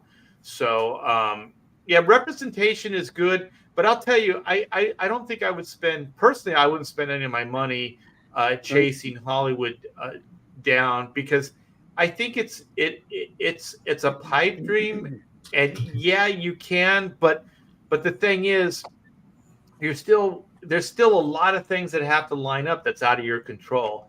If I had the money, I would make my own movies. You know what I mean? I would make my own shorts. I would make my own stuff. I wouldn't go after, people that I don't trust, that may or may not have the best interest of the IP at heart, things like that. So, Todd, what would you do? You got $250,000. You know what? I would hire the right people. I'd get people that people like, but not obviously not the Travis Charest of the world, but I might get someone like Stuart Immonen or a Copiel or someone like that, and ask them if they would work on something in my universe or whatever. I'd probably start there. But you're right about there's editors out there who didn't, especially not far from me in Connecticut, who didn't go to when DC moved out west to the Hollywood area. They didn't go with them, and I might search some of those people out to see if there's some freelance work they'd be willing to do, to go through a book or two and see what that might cost me, and I might work that out with one of them. I know Paul Cooperberg. I've worked with him, so he's in the area not far from me, and he might be willing to do something. Paul like would that. be an excellent choice. Yeah, I think he could at the very least, edit your books and advise you on a good crafted story versus a subpar one. Right. Yeah, I'd hire the same writer for me and Stuart Immonen or whoever. Yeah. Get out good books. How about you, Pedro? Okay, so I'll grab $30K. I wouldn't get like big names for the first book, but I would get like the best art team with $30K to make the best book ever with unknown but hungry artists. The other $170K, I will take it to the Panamanian government and say, I have this capital, so they can give me a galley in the city of knowledge, and I'll play to my strengths. I'll make a kick-ass YouTube animation studio where I'll be promoting my IPs. I won't be spending those $170K because I'll be training animators to do that. Ooh. So while I'm doing that, I'm growing my YouTube. I'm working on my second book. So yeah, it's just a matter of I wouldn't waste that money on the product. I use that money to attract more money. So once you're in the city of knowledge in Panama, you have access to a system called the Ibermedia Film Commission, and those guys are from Europe. They will give you up to $500,000 to make a movie. You'll need to have proof that you can produce it, and since I already have the galley in the city of knowledge, I can produce it, get $500,000 from there, and then the sky's the limit. So yeah, I don't even think I need 250K. Like I can do it with 50K. So that sounds like a plan. It sounds like you've actually put some thought into this already, and I like that. All that's missing is the money. Yeah, it's always the money. I always say it like if I had money, I would be absolutely dangerous. Yeah. Because the only thing that's ever limited my imagination and my ambition has been the cash. That's why I always admire the Roy and Walt Disney dynamic, because you have the dreamer, you got the idea guy, and then you got the realist that can actually manifest it into the real world. And both these things have to exist for any of this stuff to happen. And not only that, Art. The thing is, like, Eric played to his strengths as a communicator, as a YouTube figure. We have to play to our strengths. So it's not really copying what Eric did. It's like, okay, what are my strengths? For example, I have 20 years of experience in animation. I know how to direct a series. I've done it. So that's something that I can do, like with my eyes closed. And yeah, like probably I can grab that money and put it into the drug selling business and make more money. But I happen to love being an artist. Drugs or bananas? You say drugs? Drugs. Why does it have to be drugs or bananas? Why can't it be both? Why can't it be Drugs, Get banana some infused monkeys. drugs. Yeah. No, the monkeys are too fickle, man, and they'll eat your face. They'll eat So no, your no monkeys. face. Yeah. They'll throw their shit at you and they'll eat your face. Well, how Yeah. about you, Bob? I know that you do dabble creatively, but do you have any thoughts? Like if you were, because you're in a unique position, because you know you don't have to think about like what would you create an avenue for you to be creative, like write and draw, or would you just hire people and be like editorially or? If you're gonna be smart about it, like I know my limitations. Okay. So, but if I had the money for it, like I've actually like this is what fans do, man. We jock rock this shit in our heads all the time. Yeah, yeah. So, but one thing, like the first thing that popped into my head was I love horror comics. There's not a lot of them out there. But I would like to do, if I had that kind of money, I would get Dave Finch to do a horror comic because I think his style works really, really well with like dark horror comics type stuff. Well, there you go. Passion projects. Yep. That's where it's at, man. But with that kind of money, you could also then maybe go approach like some of these smaller film studios or something like that and say, hey, we've got this idea for an IP for a film, maybe even sell the film rights to it, something along that line. From what I understand, selling film rights is a lot easier than actually getting a film made. So I wouldn't try to get a film made. Hey Bob, I'm getting a vibe for you. Okay, so Blumhouse. So what Blumhouse? Yeah, yeah. You could be the comic, like the IP horror IP, right? And then have a small production company that could make horror films. Horror films, traditionally, you don't have to have big stars. They don't cost a lot to make. Yep. And they do freaking well. Oh my gosh, Bob's got probably the best. Yeah, and it's like the idea I had was like kind of like a throwback to the slasher films of the 80s and 90s, where you kind of like because those things, that kind of thing is iconic, man. And then you just do something along the line, like you have like the typical. The last film that kind of did that was that movie Cabin in the Woods. Cabin in the Woods, yeah. Okay, and that movie did really, really well. So you just it's. But I would not put myself, like, I would be in charge of the project. I'm not going to write it. I'm not going to draw it because I know that I don't have the ability to do that. So I have to divest. You'd be an executive producer, yeah. Yeah. So, and I think for a lot of creators that's hard to do though. Yeah, but the thing is, like Walt Disney, just to bring Walt Disney back into, he didn't execute these things. He wasn't writing and drawing these things, but he knew how to talk their language, and he was a visionary guy, right? And he had final say too. Yeah. What's that? And he had final say too. Yeah. Well, Stan Lee.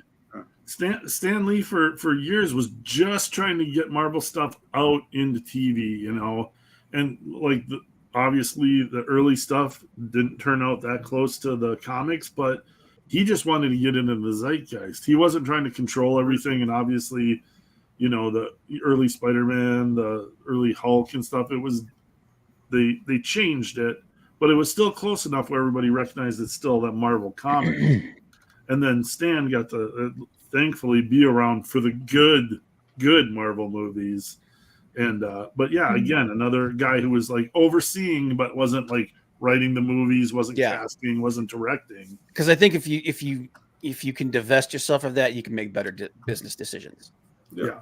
As long as you have that vision. You know what I mean? Like I've seen people that have a bunch of money. What was that publishing company? I wish Rob was here. He worked for them. Oh my gosh. CrossGen? CrossGen, thank you. We were just talking about CrossGen in the chat.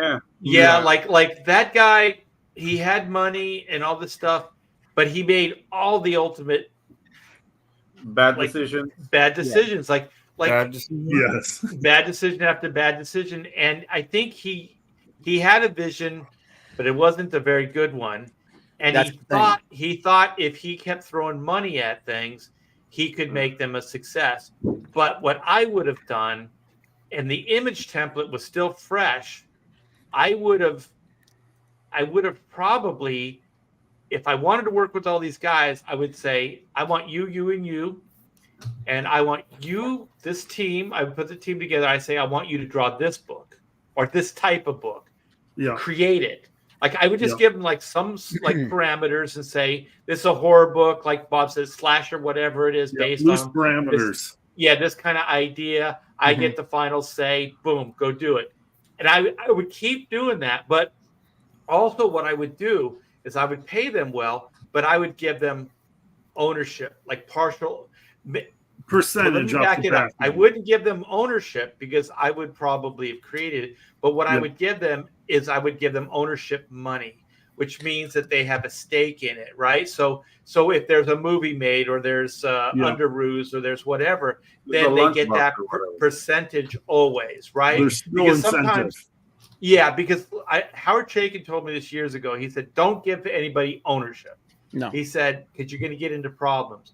So he had American Flag, and I think First Comics it was about like a 50-50, or maybe he had some controlling shares, but it was close to that.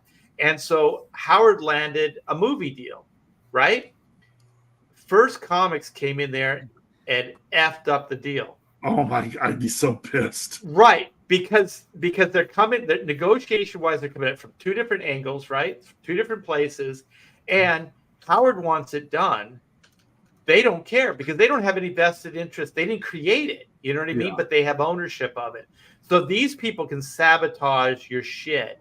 So one thing is you always want a single vision. Owner. You want a single person executing these things. So I would love to give ownership. It would be, I don't have a problem with that, but I have a problem with it, how it can haunt you down the line, right? Well, so I think the first thing studios asks of creators is, do you have 100% ownership of this? Because we only want to deal with one person. Right. And the second they hear that ownership is split up in percentages, they're like, nah. Well, I wouldn't do the ownership thing, but you have to give them some kind of incentive to do as well as possible. So maybe tie in some kind of a bonus system into how well the better the project does, the more they get. Yeah. I forget what it's called. It's a type of ownership, but it's not. It's monetary. It's like so you have a stake in the success. Right. Like so if the creative thing was going to be a 50-50, you own the thing 100%, but the money is split 50-50. You know what I mean? So the money is kind of royalty. I don't know. Yeah, I guess it's kind of a royalty, but there's another word for it, and I'm blanking on it now. But it's a type of ownership that you have, but it's a monetary ownership. Like you have the same payoff as the guy that owns it, kind of thing, or whatever the percentage you negotiate on. But anyway, for me, I'm kind of like in the Pedro camp. Like there's comic books, but there's also other things that I would love to do, because I'd love to see my characters in an animated format. I don't really have too much want to do live action. It would have to be heavily stylized animation. Like I love that stuff. But the thing is, I think you have to have that big comic book project to build the rest of that off of, though. But you don't necessarily need that, because if the animation's done and you have a platform to sell, if the animation speaks for itself and you have a big enough platform, why can't you sell a video of a cartoon the same way you sell a comic book? Yeah, and that's the thing. That's how anime does it. Like anime doesn't make that much money, but anime boosts the manga sales. Mm-hmm.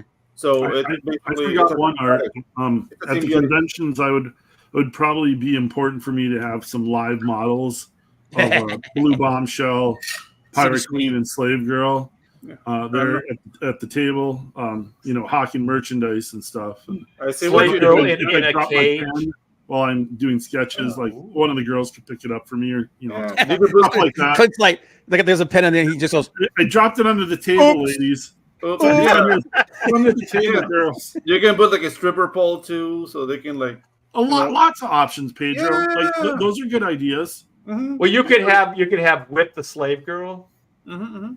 Yeah. Oh, wow. Yeah.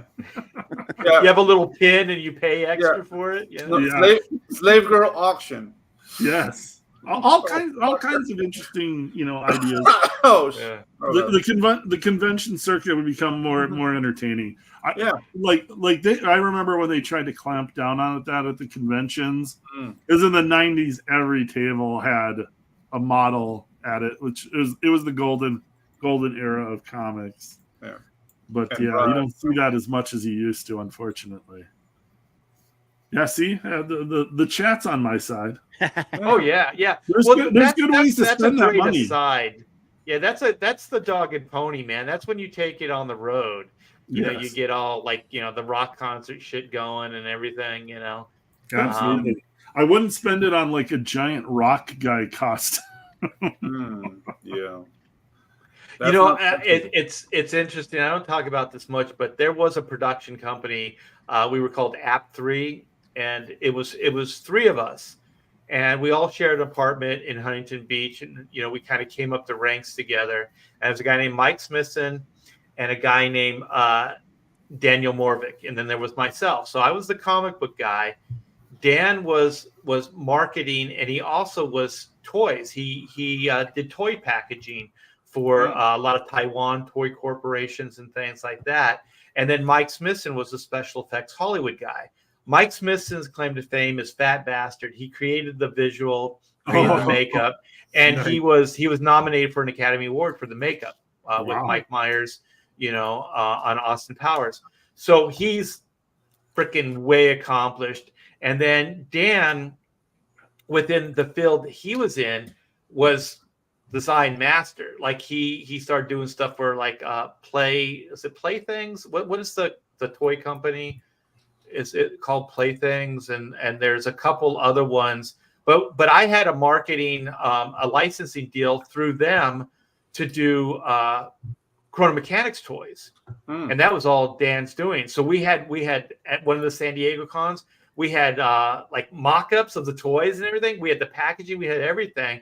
I have pictures somewhere. I gotta break them out at one point. But anyways, he was the toy guy, and later. I don't know, Clint, you go to Vegas a lot. There's a store called Stupidiotic, and it's in Caesar's Palace. Yeah. That's his. He created that. So he's got a chain of these Stupidiotic stores. That's Daniel. And so we were like, we have all this stuff. Art's like the IP guy, and all this other stuff. So we created a production company. And so we were taking meetings and everything. And I just remember talking to Mike, because Mike's the Hollywood guy. Dan and I are used to doing things on a shoestring budget, but Mike is it takes money to make money. He was one of those guys, right? So he's we need to get an office in Hollywood. We need to do this. We need to spend this. We need to do that. So everything was about overhead. And then I started realizing that there are these types that need to show the success, and then to them, that will build the success. So it's like be it before you're really fake it till you make it, but you're actually kind of spending money to do it. It's a throne of lies. It's risky. Yeah, a lot of money. And so I always thought CrossGen was kind of like that. I see a lot of these comic production companies doing these things, and my thing is. If Eric July or anybody who works for him is listening, be real careful with that stuff, because you can easily start spending money and overextending yourself in a way that isn't good, and that will come back to haunt you later. Even that Pacific Comics, that was the template for Image Comics, they had early investments. The reason they shut down is they had early investments that they were never able to overcome. So those shadows haunted them throughout their whole time existing, and then eventually that debt destroyed them. You know what I mean? So there's one thing, like I said, with Extreme, I saw it, where you have deep pockets and you're able to throw money at problems. But for me, if I had this money, I wouldn't be thinking that way. I would think every moment, everything that I do has to sustain itself, right? So if I make this, it has to pay for itself. If I do this, it has to pay for itself. So everything I've done, Hatchback Studios, everything, I've invested little bits of money, in stuff, but not a great deal of money, right? So my thing was always like, I'm not sure how this is going to do. So I go in bare bones. And then if it does well, I still keep that mentality. Because the thing is, I saw when all those image guys started failing, and their hubris, their egos wouldn't allow them to adjust quick enough to the market shifting, because that was their business model. You know what I mean? Their business model is, there's a problem, we'll absorb it. We'll throw more money at it, whatever. We'll make it a success. We'll take out more ads or whatever it is. And the thing is, when you don't have that money, you can't do those things. So I've seen a lot of these comic companies start up and fail, I think, because the business model from the very beginning wasn't sustainable. So, like I said, go ahead. A lot of them, like they're using, not really, but the Dark Horse model, and Boom's been kind of successful with it. But there's a ton of these, like Bad Brain and Vault, and a lot of these smaller publishers. They've got investor money to get themselves started. That'll maybe last them 2 or 3 years, but then they're all based off of, we need to turn one of these comics into a movie property. We need to get that first movie deal. If they can get that movie deal, then they continue on. But they really only have the investment money to like pay their creators for the first couple of years. And then they get buried eventually. Yeah, that's like the tale as old as time. That's the tale as old as time. Breitweisers, so yeah. That's a great example of having like big dreams, but kind of like overextending yourself to achieve it, and possibly putting all your eggs in one basket as well. Yeah. So I would say, like, the thing is, success breeds success.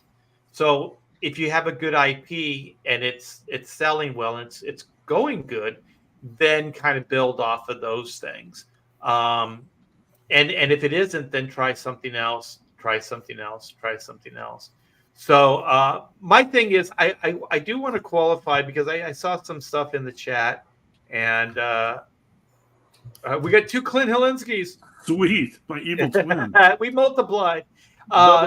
Is that I'm not shaming anybody, and I'm not trying to shit on anybody's business or anything like that.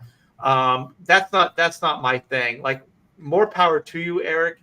I think you're getting eyes on what we're doing, and I think that's good. And you're throwing up big numbers, and that's always going to be impressive. I want you to be able to sustain it. I want the product to be better.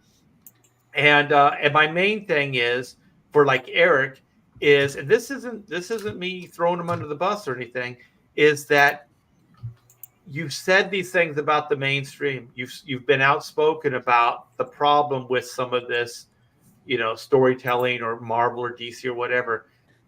You got to step up and give the people something that's better than that. Mm-hmm. You know what I mean? I mean, that's a high benchmark.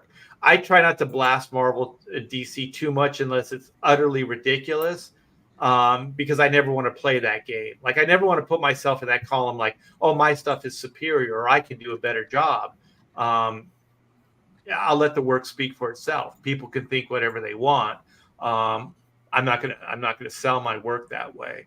But I'm also not, saying that these other companies are so horrible. So, but I think he owes it to the audience to make a better comic book.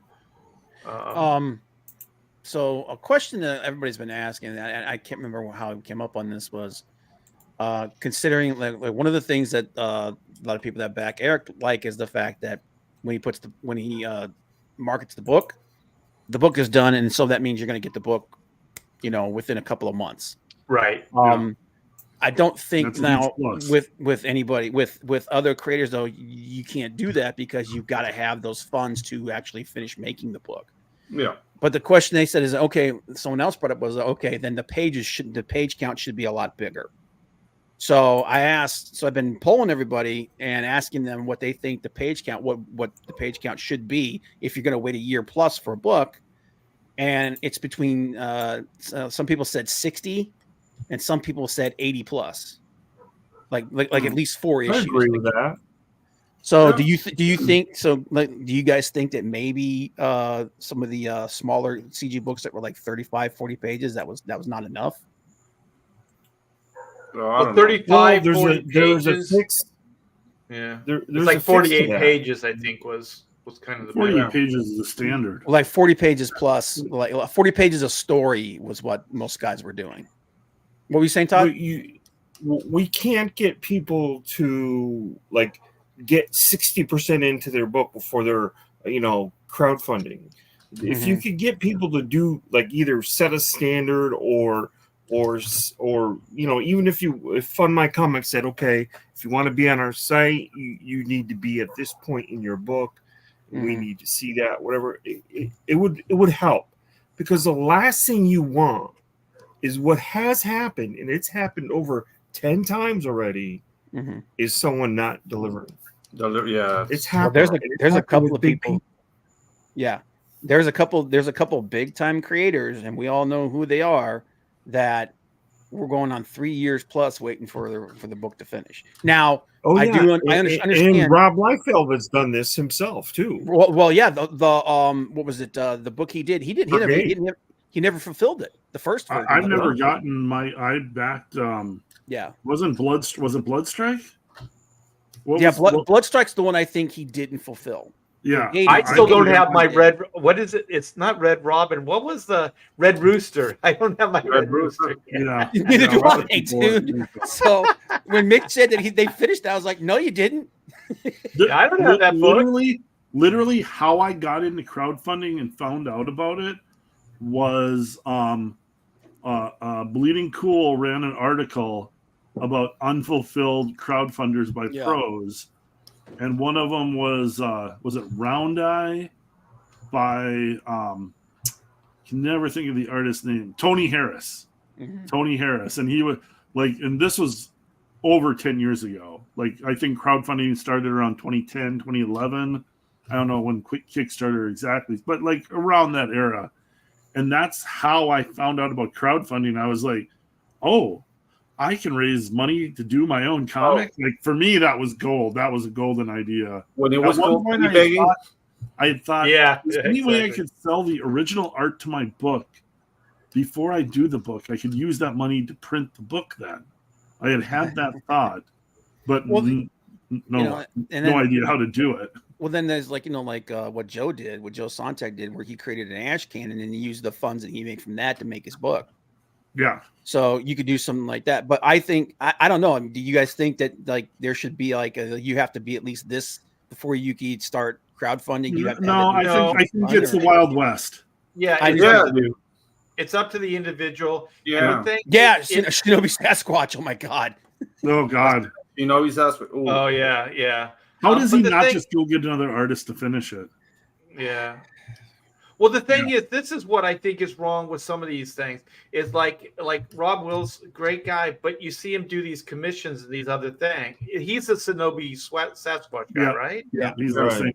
Right. So the thing is, when you see people doing other things outside of the book itself, I think that adds to animosity. Like the thing is, when I was doing Black and White, and I admit it took a long time, and thank you guys for staying in the game.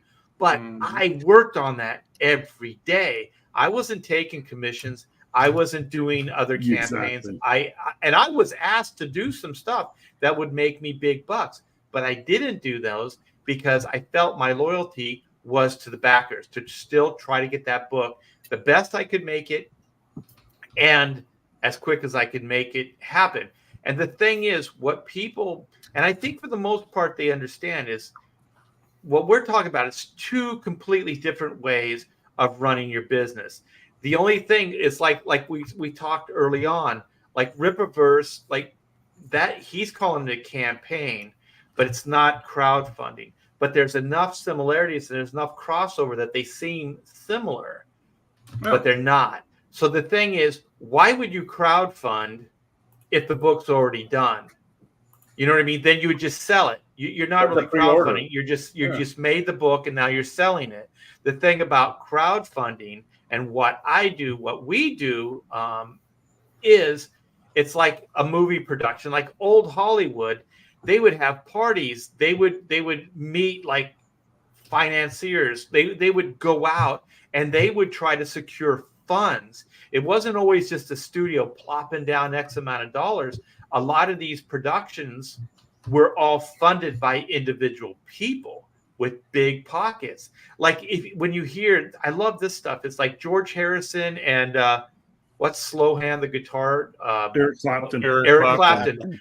Those guys, their taxes were so bad. They were getting raped in England that instead of paying what they were doing as a tax write-off, they were financing Monty Python. All that stuff was financed by those two guys because they were like, instead of losing this money, we could filter it into this, right? So there's always been those kind of those what do they call those big pocket investors? What's that? Angel investors? Angel investors, yeah, those types that come in and basically secure funds so that you can be creative, right? And so I think what like Indiegogo and what Comicsgate is doing is like this whole theme of everything is money and creativity, right? You have to have the funds so that you can have the creativity, because not very many people have the deep pockets that they can finance a product before it happens.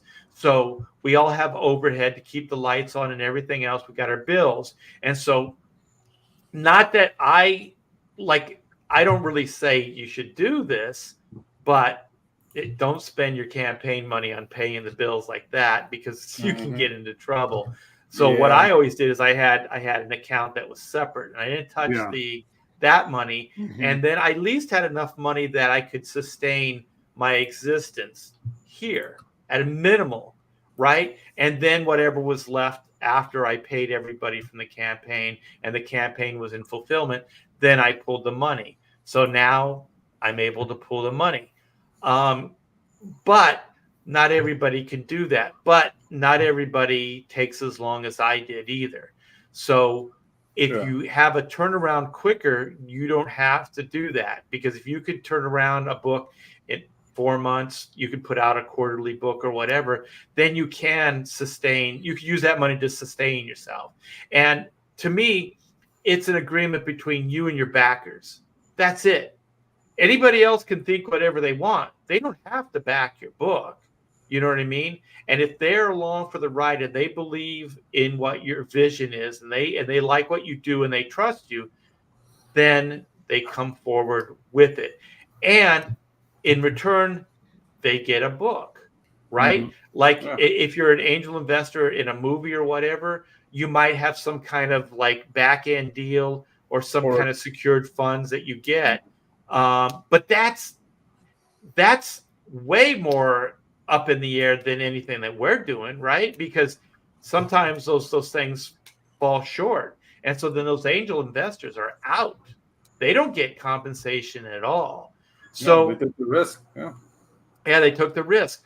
So this isn't even that risky, because like somebody said, like maybe 10 campaigns out of how many hundreds and hundreds of books, maybe 10 campaigns haven't fulfilled. I'd say that's pretty good odds. And also that doesn't reflect on everything, all the crowdfunding. It reflects on those individuals. Like we're all individuals. We all run our own businesses. So I come back to it's between the person that's crowdfunding and the backers. And what Eric is doing is he's basically creating a book and selling it. It's a store. It's a storefront. The Ripaverse, a website, it's a storefront. It's not a crowd fund. You're not paying him advance money to create the book. You're buying the book. So I think it's just a difference in marketing. Yeah. I mean, there's similar aspects to what he's doing, but it's not technically a crowdfunding, but the event characteristics of what a crowdfund is you had like the launch and the closeout and whatnot. Like he took those elements and adapted to what he wanted to do. Similar. Yeah. Structurally, the campaign is run very similar to a crowdfund, but the fact that he has the book done ahead of time, that's neither here nor there. I don't think it makes that big of a difference. I don't either. And also, I think like when you back a book, like what we do, is you're getting to see it take light. You know, you're getting to see it be created. And for me, that's a really cool aspect to it. You know, it's like, you know, me holding up, oh, look, here's some layouts. You know what I mean? Like just holding stuff up every once in a while, doing a YouTube and showing off something that you're working on, your updates on Indiegogo, all those things. Like that's part of the fun. And also, like with Black and White, we have a 4-page epilogue. The reason the 4-page epilogue exists is because of the crowdfund, because of the stretch goal. If we couldn't raise that extra money, I couldn't afford to do those 4 extra pages. You know what I mean? So the thing is, we're creating this property, we're creating this project together. You know, so it's not just a passive kind of give us your money, walk away, and then you get your book. You know, there's a lot more interaction to it than that. And I think that this is absolutely fantastic. And I think that's why you're getting to see so much variety and you're getting to see so many different projects come out because of the freedom that this allows creators to do versus a mandate from editorial or a publishing company. Mm-hmm. Yeah, definitely. All right.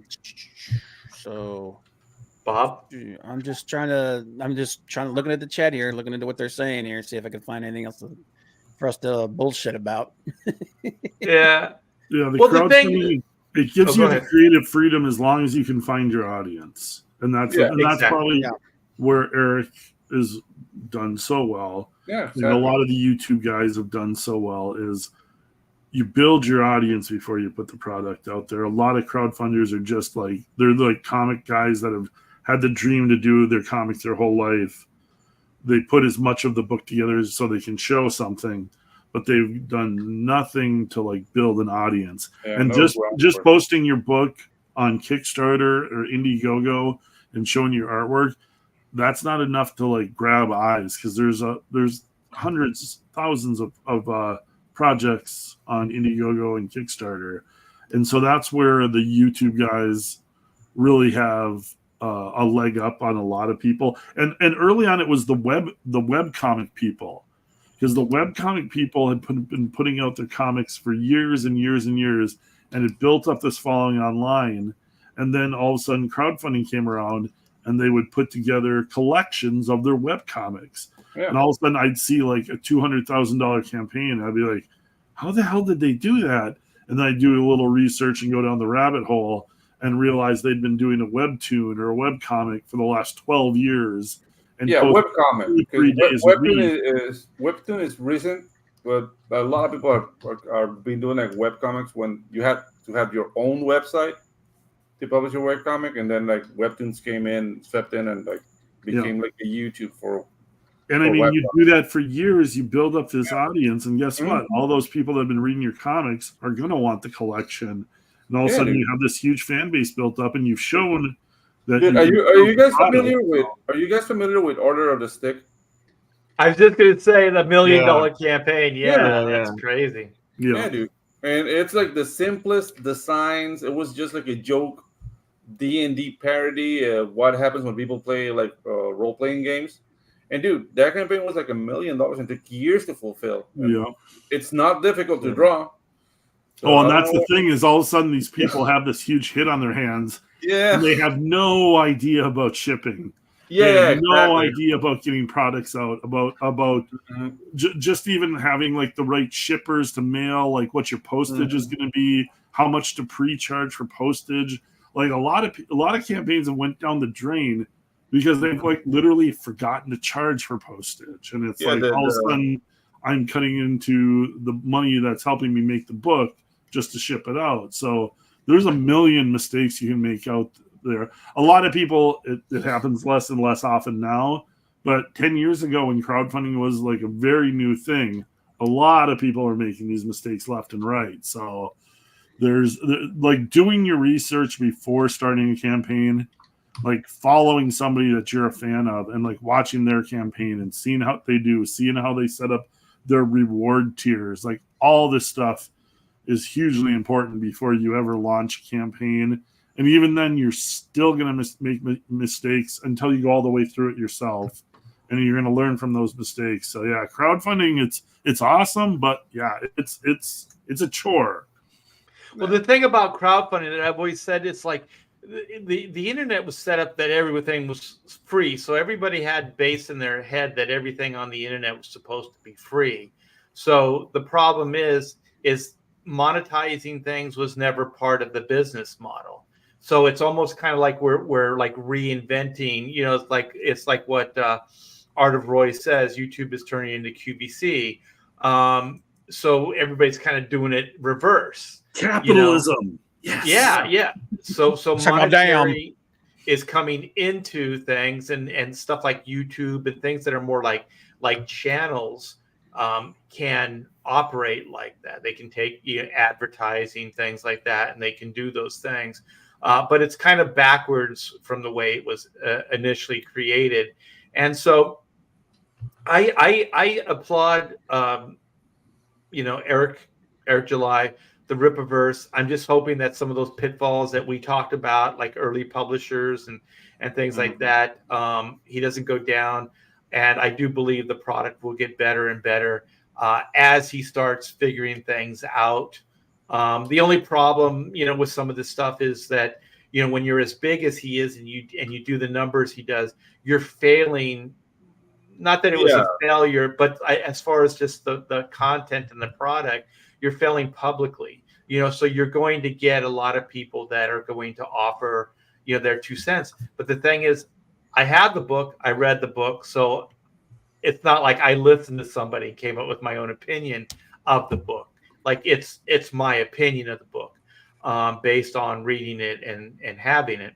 So I think there's always going to be that. I mean, I used to get bashed, in the press, with books. You learn to get thicker skin. You learn to kind of go with the flow. And I think, rolling in all that dough probably helps, you get through some of the harder times. Money is the best deodorant. Yeah. Wealth is a very useful balm. Yeah. So it is what it is. I think we had a great conversation. And there are people that have some strong opinions about things, but for me, it's always, I try not to get into personalities. Even when I deal with politics, I try not to get into personalities, because when you get into personalities, then you can go, well, I just don't like this guy. You know what I mean? So then you find all these flaws with just because you don't like him. Yeah, it's really kind of easy, and it's just not my style. So I just thought it would be interesting to talk about the success of the Rippaverse. I noticed a lot of CG people aren't necessarily talking about it. It almost seemed like it was a taboo subject. But for me, I was just kind of like, well, let's talk about it. I mean, it's a huge success. I mean, yeah. I mean, it's undeniable. It's undeniable. Yeah, and you can go, well, the product is whatever. It's the Emperor's New Clothes. Like there's no real content to it. But it is what it is. And as long as the people that are backing these things, buying it, enjoying it, that's all that matters, man. If Eric is entertaining people with his Rippaverse books, man, that's all that matters. All the power to him. Yeah. A sale is a sale. Yeah. A sale is a sale. And at the end of the day, that's what we're about, entertaining people. And if you can take somebody out of their day-to-day for, I don't know, a half hour reading a comic book or whatever, that's cool. Yeah. By the way, guys, you guys. So if you guys want to tell me how great I am, I'll always click on it. So that's if you want to get something in the chat. Art always has room for stroking his ego. Yeah. So thank you, Jose. That's cool. Yeah. And it's all done with love. Like the Pontificators, we're not really about blasting. It's more of like it's like a critical analysis of things and stuff like that. So all the love and we're gonna do a round robin. We all have stuff. We all have things that we want to show off. So Todd, you're first, man. What do you got? Those cards, those sexy cards you're doing. Did you like my? You're giving Clint a run for his money. Hold on. No, I know. Oh shit! But yeah, that's got backgrounds and everything. That you guys, that's the size of a trading card. Full screen. Say again. See it up close, full screen. Yeah, that's why I did this. Jeez. There we go. There we go. That's gorgeous, Todd. Yeah. That knee, all that awesome. stuff, that's hard to draw that for. Just making me feel all weird in my particulars. Yeah, you're making Bob my weird. pants are tight. My pants are tight. Tentpole. All right. So that line from the old Just Shoot Me show. It was the guy from oh god, I'm not gonna remember any of the names now. Doesn't matter. Never mind. I remember that show. I remember that guy from Mr. Show. Is that the guy? Yeah, Mr. Show. He was one of the dudes. David Cross. David Cross. Yeah. David Cross. Yeah. That guy was pretending to be retarded. My pants. Mr. Show with Bob and Ted. Mm-hmm. Wonder Woman. Okay. Oh my God. Big Barda. That's not it. Run. What? Oh, there you go. Oh, that's front it is and back. Okay. Nice. I thought that was I thought the one was the Wonder Woman, the other one was Barda. That should have been the movie costume. Dude, right? I'd like to see Gal Gadot in that. It was a movie costume. Yeah. That underwear is in trouble. I want to help. That would have made Wonder Woman 2 tolerable. Mm-hmm. Especially that second one. Yeah. Jeez, that second one was awful. I think she single-handedly could have stopped the war in that. The first one, she had that bikini on. All those guys would instead have been shooting her, they would have been, whoa! Look at that. Yeah. Point like Bob in his greatest role ever. Yeah. Max Lord. Good Lord, that was bad. So Bob, you got a campaign? You got something you wanna Nope. Shed some light to? Nope. All right, Clint, what do you got? Here, let me. It went away. Screen. Oh, there it is. It should be. Yeah, there we go. There it is. Maidens of Mayhem is in demand. This book is finished. Nice. I just put the back cover on and putting the PDFs together. This thing is ready to go to the printer. We're gonna do a final closeout, I think, right, Art? Yeah, we'll do something. With black and white and Maidens of Mayhem. Yeah, I'm down for that. So when Art's ready to do, we're gonna do maybe a Sunday night closeout in the upcoming weeks here, and then I'll roll it over into the King show. Yeah, that works. So if you're looking to get Maidens of Mayhem, now is the time to back it. It is going to be gone soon. I would say in the next couple of weeks we're going to do a closeout for it. But 3 big stories: Blue Bombshell, Pirate Queen, Sword Maidens. There is also an additional art book that I just finished now. There's trading cards, there's prints, there's all kinds of fun extras. You can see the origin story of Blue Bombshell's new supervillain, Thundercock. You can see the digital backup story, which is the origin of Blue Bombshell's next biggest rival, Super Tits. This is an adults-only comic. There is adult content, adult language, and adult nudity. So be forewarned. But this book is done. Going to the printer soon. We're going to do a big closeout show, and then it is going to be gone. And I am going to be launching Slave Girl versus Pirate Queen sometime in April. So that'll be the next big thing. That'll be launching once I get this closed up, and I'll be shipping.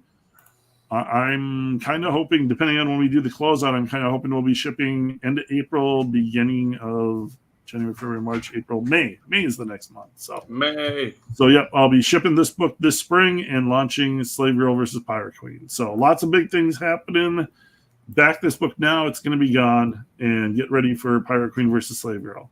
Sweet. Pedro, what do you got? Okay, so I've been working on kaijus all week. Can we show this? Yeah. Ooh, nice. Yeah, so Waifus and Kaijus, guys, these are the big bads of my 130-page book. Join the mailing list for Waifus and Kaijus. There's going to be tits, robots, and horrible monsters. Nice. So, yeah. Lord Sursek, which is this dude over here, it's a symbiote that will interpret the DNA of a planet to create kaiju. So he'll do things like this. A giant rock monkey. That looks badass. Yeah, dude. And dude, I'm having a lot of fun because it's just like it's not like making it easy for myself, but it's like, okay, how can I make a kaiju horse? And here's a kaiju horse. And there it is. Oh, shit. That looks cool. Man. Yeah. So, yeah, I got James Gingerton, which is the writer for the book. Dude, he's writing his little ass off. Dude, it's a very, like, endearing story of friendship, sacrifice, but there's a lot of ass in between. So, yeah. Ass and tits. So, you're going to enjoy it. Waifus and Kaijus, guys. Join the mailing list. You're not going to be disappointed. Yep. For sure. For sure. Yeah, that stuff looks fantastic. For me, using the Pedro as an introduction, Pedro did a comic book for the Black and White Volume 2 Man versus Machine campaign. It's called High Octane Adventures, and in that fantastic Pedro Ang style, working alongside story by Von Klaus, and it came out fantastic. So we got those printed up. I have 6,500 books in my garage right now. So we got, let me see. I got the book here. So we got all the books in for Man versus Machine. So here is the second issue. And if you can see, it has like UV coating. Glossy so the logo and all the foreground have a shine to it. Nice. So this thing is gorgeous looking at it, because you can see all that UV stuff. And book, it's done. It's done. It's done. Look at all this stuff. Excellent. Gorgeous art. Thank you. Spoilers. And, colors. Yeah. And so we have, of course, we have volume 1. This is second printing for volume 1, and this will give you a little teaser of things to come for the next Black and White story arc, which I'm working on right now. So this is one of the big bads for the next story arc. So her name is Juju, and she can command a skeletal army. So she can raise the dead, and also. Things to come, Black and White. This is white on the cover. This is Oodles and Doodles and other stuff too. This is my art book, and so we're going to do a second print for this. So these are completely sold out.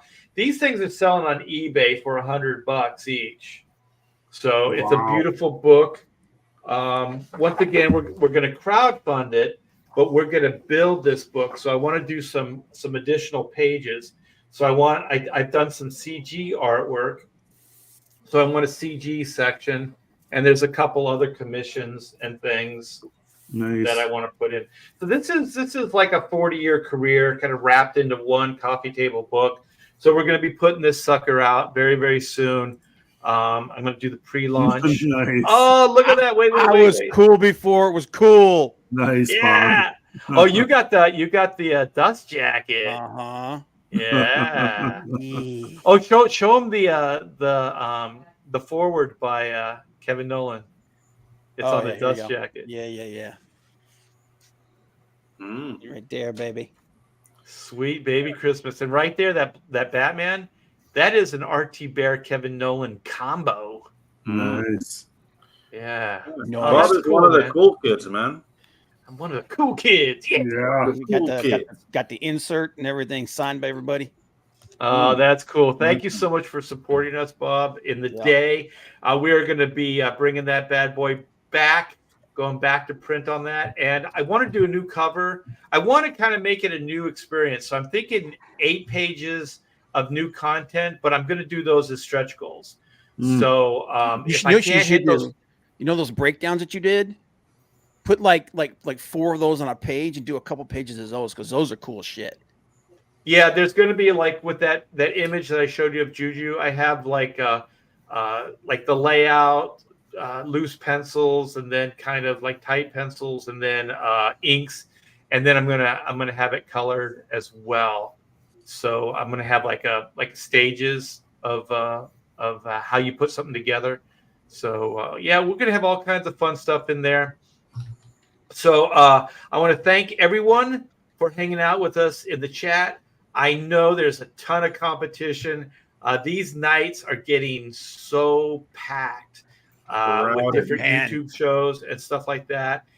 So we appreciate every one of you guys coming in, hanging out with us, interacting. I hope we delivered. That's always the end game, is that we can entertain you guys for a couple hours, talk about interesting stuff. I think we did that. The last 3 shows, I don't know if you guys agree, but I think we've done some pretty insightful shit. Oh yeah, doing different stuff, man. It's always cool. Yeah. We are wearing the smart pants. Yeah, we're smarty pants now. We should call the show Pontificators, the smarty pants. The smarty pants. The wise guys. Yeah. The wise guys. Well, I want to thank Todd Mulrooney Dooney. I want to thank Comic Book Bob, Clint Helinsky, and Pedro Eng for coming in. And we were supposed to get Rob Hunter, but Rob Hunter is living in a cave somewhere. I don't know where. And he's having some internet issues. But he assures us the 26th, he will have internet. So what's this, Bob? I don't believe him. Todd. Hey, I'm not going to say it again, or don't call me that. No. See, there's the truth. There's the truth. I told you. Oh my gosh. Look, Clint's laughing now because he knows the show's over. But man, when we started this shit early on, it was on. I didn't know what to do. Yeah, Clint was a little nervous, man. Mom and Dad are fighting. All right, you guys. Well, we'll see you. Okay, I just want to say this. We're kind of in talks that we might be changing our Wednesday slot. Although there's a sense of pride. This is our freaking time. We've been doing this for years. Yeah. I don't want to relinquish our night. And some Yahoo does a Star Trek show on Wednesday all of a sudden. I'm kidding. Yeah, who does that? Yeah. And so I just want to encourage you guys, if you like, hanging out with the Pontificators, stuff like that, you like Wednesday night, support us. If we get the numbers, we get the viewership, then that will encourage us to kind of, stand our ground. I do not want to relinquish, because the thing is, once you do that, then somebody else can come in and, it's kind of rotating. It's kind of like just keep running for the next time slot. So I really don't want to play that game, but we're kind of talking behind the scenes about doing that. So hopefully, go ahead. We can go Star Trek for Star Trek with anybody right here if you want to get it going on. Right. I'll bust out the original series. I will wreck your asses. I'll start talking about Archer. I'll get into Picard. Let's go. Let's go. Oh, okay. I know nothing about Star Trek. How many people Me neither. would consider themselves Star Way Trek? to back me up, guys. I'm a Trek. Okay, well, no. You got Bob and you got Clint. Bob. How about you, Todd? What about you? I love Star Trek. We got 3 out of 5. Hell yeah. We could do it. We could do it. There isn't any. I've even watched all the new So. ones. So Pedro and I will be twiddling our thumbs, and you guys can debate stuff. We'll make it fun. Okay. So this is it. We're gonna do a Star Trek. We're gonna take the Star Trek comics of all time. Clint, the women of Star Trek. Come on. Oh, there we go. Come on. I'll just say like random Star Trek shit, like Ferengi. Number 1 on the new Rebecca Romaine. Star Trek. I took the Stamos right out of her. Star Trek. Yeah. Star Trek is popular. Okay, so we're gonna do ladies of Star Trek. Oh no! You know we should go by Next week? species. Like Clint, would you bang a Ferengi? If she No, was hot enough. there are no hot they're not Ferengis. good. There are no dot Ferengis. Those are horrible. Orion girls, Orion slave girls. What about Romulans? Would you bang a hot They're all Romulan? right. Oh hell yeah! Oh, yeah, Dude, there's hot Romulans. they're just stuck up friggin' Vulcans. I'm not usually into chicks with bangs, but you know. Yeah. What And- about all right. Well, we're gonna talk about this behind the scenes. I think this is probably a go for next week. Taylor and I will just be, kind of cracking wise in the side, Which on the alien side. chicks wouldn't I bang? Yeah, exactly. Horta. We'll actually use your name. It's a short list. Yeah, it's a short list. All right, man. Well, thank you guys again. Anybody that's coming in for the reruns, you're always welcome. And please, you guys, retweet this, get the word out. Pontificators every Wednesday, 8:00 Eastern Standard Time. We got all the usual suspects, and I do believe we talk about some cool shit. So we will, and maybe next week we'll have Rob Hunter. So we'll see you guys next week with Star Trek, whatever. So take care. Have a good